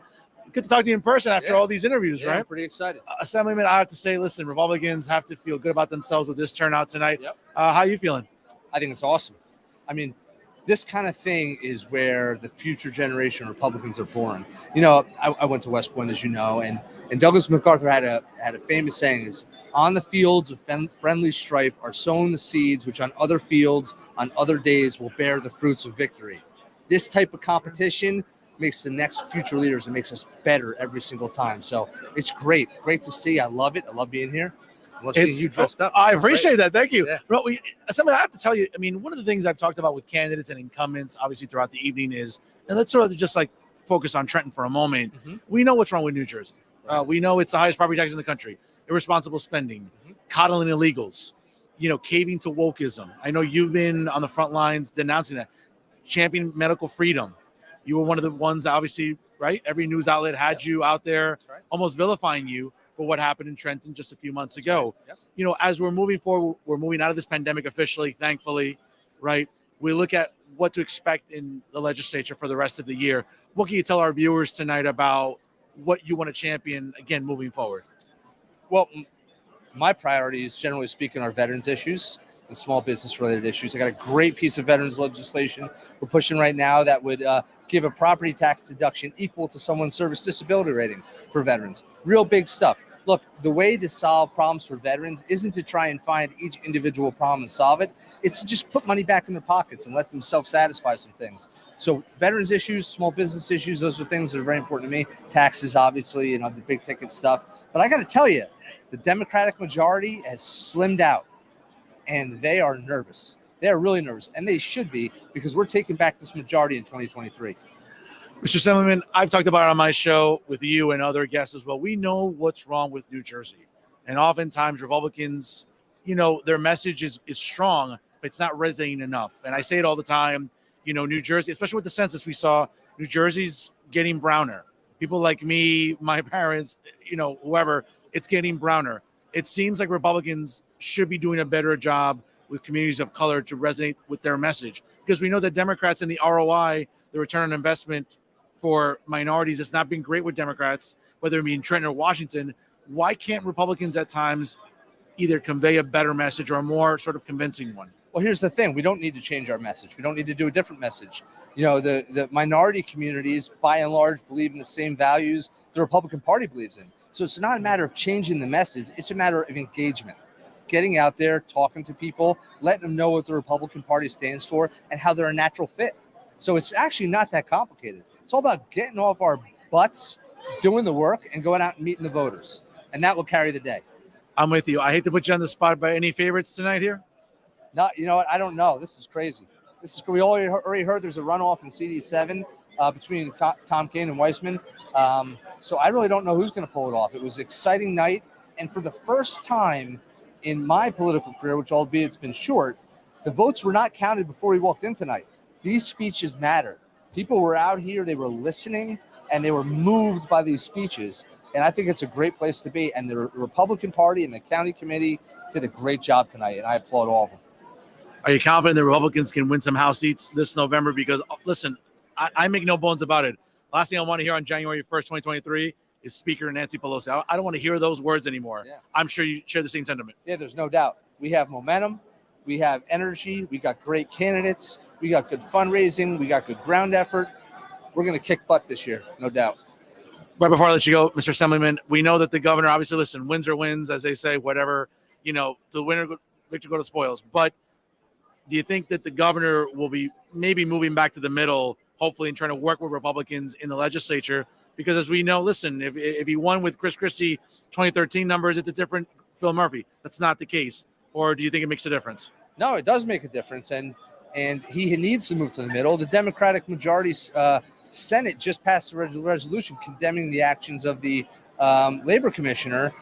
So they're taking action. But I'll tell you this, and this is a message for everybody out there right now, for all the different groups that support Phil Murphy and Democrats and ignore Republicans, work with us now or work with us in 2023, but we're taking back the majority.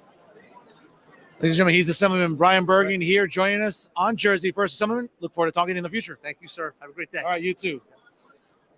There you have it, ladies and gentlemen. Again, Assemblyman Brian Bergen here on Jersey First, live at the Morris County Republican Convention. And certainly, again, breaking news, as I just mentioned a couple minutes ago, there will be a runoff in CD7 between Tom Kean Jr. and, again, let me just look at my notes here because it's been a long night, ladies and gentlemen, with John Eisman as well. Hell, let me tell you, it's very competitive. We'll see what happens in CD11 as the votes are being tallied and also in the county commissioners races. Folks, we'll keep you posted here on Jersey First. I'm Fernando Uribe, the host of Real Talk, which, by the way, you can tune in every Monday night live at 6 p.m. via Jersey First Live on YouTube and also Jersey First on Facebook as well. Folks, stay right where you are. Don't go anywhere. We got vote totals, results, and maybe some more interviews in the next few minutes, so don't go anywhere. Again, you're watching Jersey First Live here at the 2022 Morris County Republican Committee Convention.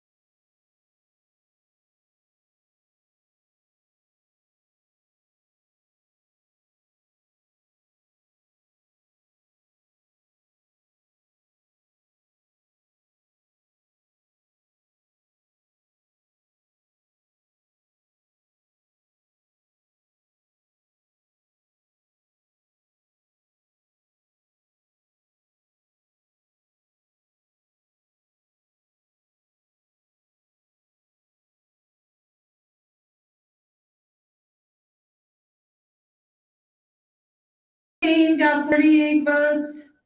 John Eisman got 36 votes. Eric Peterson got 23 votes. Phil Rizzo got 20 votes. So we have a runoff between Senator Tom Kane and John Eisman. And the leading vote getter will be first on The the ballot. leading vote getter, Tom Kane, will be first on the ballot. John Eisman will be second. Are they still voting in 11? Yeah.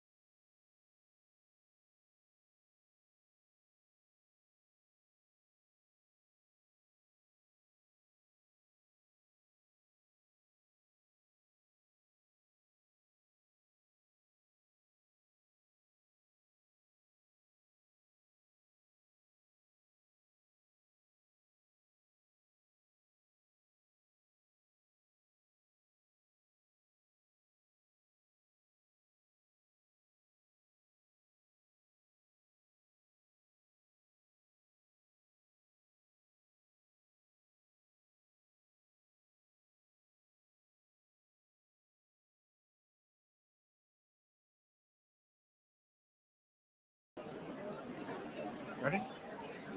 All right, everyone, here, Jersey First Live coming to you from the 2022 Morris County Republican Convention. And here to talk with us a little bit is Parsippany Councilman Justin Musella, also a very big fan of Real Talk with Chairs Live on Monday nights on Jersey First Live at 6 p.m. Councilman, how are you? I'm doing great. I think we have a really exciting county committee convention ahead of us right now, and it's certainly going to be a late night. Well, again, breaking news in CD7, we're having a runoff between Tom Kane Jr. and John Eisman, I believe. And listen, who'd have thought that? But again, speeches matter during these conventions. Committee people obviously are paying attention to the issues. Any favorites for you during this convention? Yeah, when it comes to the congressional level, I stayed neutral. I think we have a lot of great candidates, no matter who the nominee is. The Morris County Republicans are going to get behind when we award our endorsement. Well, listen, enthusiasm is high here tonight, Councilman. Certainly Republicans have a lot to be excited about in 2022. I mentioned to other guests here, Morris County has been always a very reliable red county. It's always the case. Some pockets are turning a little bit bluish, maybe purplish. As a Republican, I know you're a dedicated conservative. Does that concern you about maybe Republicans losing Morris County where it was so reliably red? It does, sure. Anytime where you see Republican stronghold goes into the other hands, that is a wake-up call. And I think that the way that we cure that in part is by putting up new people to the challenge. New people have that ability to create a momentum that not only awakens and excites the base, but has that crossover appeal and can really build that groundswell of people at the local level who will help candidates up and down the ballot. So in a place like ours, like Morris County, we need to go back to Dover. We need to go back to Morris Township and Morristown, because we proved it in Chatham that we can take back areas that become Democrat after many, many years of Republican control and then come back to Republican hands when you see that reaction against these policies that simply do not resonate with people here in Morris County. Well said, Council. Before I let you go, and again, sort of enjoy the festivities, I hear you're not a fan of too many journalists in New Jersey, but is there any one journalist that stands out for you, perhaps? Well, it wouldn't happen to be the one that I'm standing next to, but there is the only person that I know does great interviews, asks so many great questions, is the esteemed Fernando Uribe. Wow, he actually got my name right, just like I got his name right on the show as well. Councilman, you're always a gentleman. I appreciate your time here, and thank you for supporting Jersey First. My pleasure. Thank you, All Fernando. right. All right. Folks, here again, we're coming to you live from the Morris County Republican Committee Convention here at the Birchwood Manor in Whippany, New Jersey. Folks, I'm Fernando Uribe, the host of Real Talk, live every Monday night on Jersey First at 6 p.m. Make sure you tune in as well. We got some other great guests coming up here live. Mayor Ashley Felice the newly elected mayor of Chatham Township. Madam Mayor, how are you? Good, how are you? Please join us here, Madam Mayor. Yes. And certainly, listen, Republicans have a lot to be excited about this year. We see it in this room.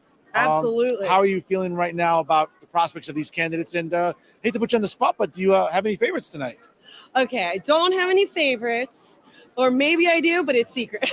So I'm not going there. Okay. But I will say, I think this is a phenomenal year for Republicans. This is the year where we finally take back the seat for Mikey Sherrill. And I think across the board, Republicans are going to sweep Morris County without question. Madam Mayor, when we look about your new election and your term, what are you looking to accomplish in this term? Certainly, we know that Morris County has always been reliably red. It's turning blue a little bit in some parts, some maybe purple. What do you want to do to ensure that Chatham remains a Republican stronghold? Well, actually, Chatham Township went blue a couple of years ago, and I fought really hard 2 years ago to get 2 Republican seats on that township committee, and then just last year, we turned it into a Republican town again. I think we can take it all back this year to a 5-0 Republican committee, and that's all with the Republican values that's occurring. Everybody's watching what's going on at the national level. Everybody's seeing what's happening and they're not happy. So ultimately, it's coming back, and you explain these Republican values that we all have to these normal people, and they see this is what I have to vote for. When it comes to messaging, what can Republicans do better this year? Again, we know historically Republicans are due to win the House, maybe gain some seats, maybe win some Senate seats. Again, does the messaging have to change? Is it the messenger? Maybe is a combination of both? Both. I think it's a little bit of both. I mean, I think ultimately such a huge issue is the parental rights.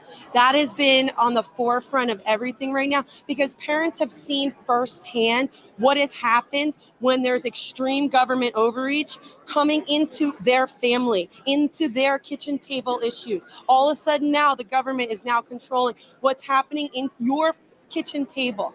And I think that's going to be such a huge issue that Republicans should really need to be embracing, because we are the party of freedom. We are the party of parental choice, and we are the party of straight rights. We're not ones calling parents terrorists for caring about their kids. You're absolutely right, Madam Mayor. And again, we appreciate a few minutes here on Jersey First. I'll make sure to get you on Real Talk. We'll have to talk more. Sounds great. Thank you again. Thank you very much. Enjoy the evening. Thank you. Folks, again, coming to you live from the Birchwood Manor here in Whippany, New Jersey. Jersey First brings you live coverage of the 2022 Morris County Republican Convention. And again, no results have come in yet. We do have a runoff in CD7. We'll keep you posted on those results, as well as CD11, and also what's going on in the commissioner races. Folks, don't go anywhere. We'll be right back here. Keep it right where it is. Jersey First Live here on YouTube. Sharing is caring, folks. Click that share button on YouTube, also on Facebook Live. Make sure you put it out there on Instagram and Twitter. And don't forget to check out Jersey First at their website, www.jerseyfirst.org. That's Jersey, the number 1, st.org. And don't forget to also like Jersey First on Facebook and follow them on both Instagram and Twitter. Hey, our following is growing. It's always because of you, our great viewers, and our dedicated audience. Ladies and gentlemen, I'm Fernando Uribe, the host of Real Talk, live every Monday night right here on Jersey First. We'll be right back with more coverage live from the 2022 Morris County Republican Committee Convention. Don't go anywhere. We'll be right back.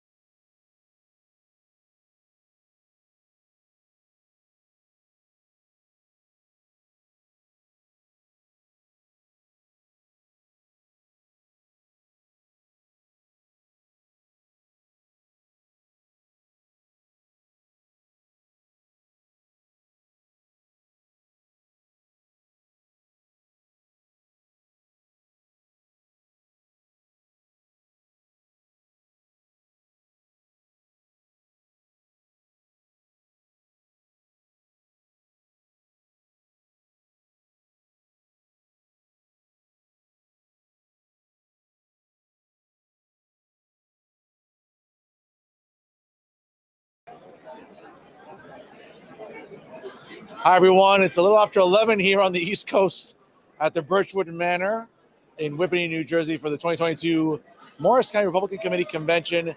There are no results as of yet. Right now, we even have a runoff in CD7. Folks, this might be going into the late hours. We'll be closing out shop here on Jersey First. We appreciate you tuning in here. We'll have some results tomorrow afternoon at some point on the Jersey First website, also on YouTube. Stay tuned for that. In the meantime, make sure you check out Jersey First at their website, jerseyfirst1st.org. Make sure also you like Jersey First on Facebook and also follow it on Instagram and Twitter. We'll have some results, ladies and gentlemen. Again, this might be going pretty late here in Morris County in terms of the commissioner candidacies, as well as CD11 and CD7. We'll keep you posted here, and we'll break anything that comes about it tomorrow right here on Jersey First. I'm Fernando Uribe, the host of Real Talk, which you can check out live every Monday night at 6 p.m. Eastern Time on Jersey First via YouTube and also on Facebook Live. Folks, signing off here from Whippany, New Jersey. We'll keep you posted about what's going on in Morris County here on Jersey First.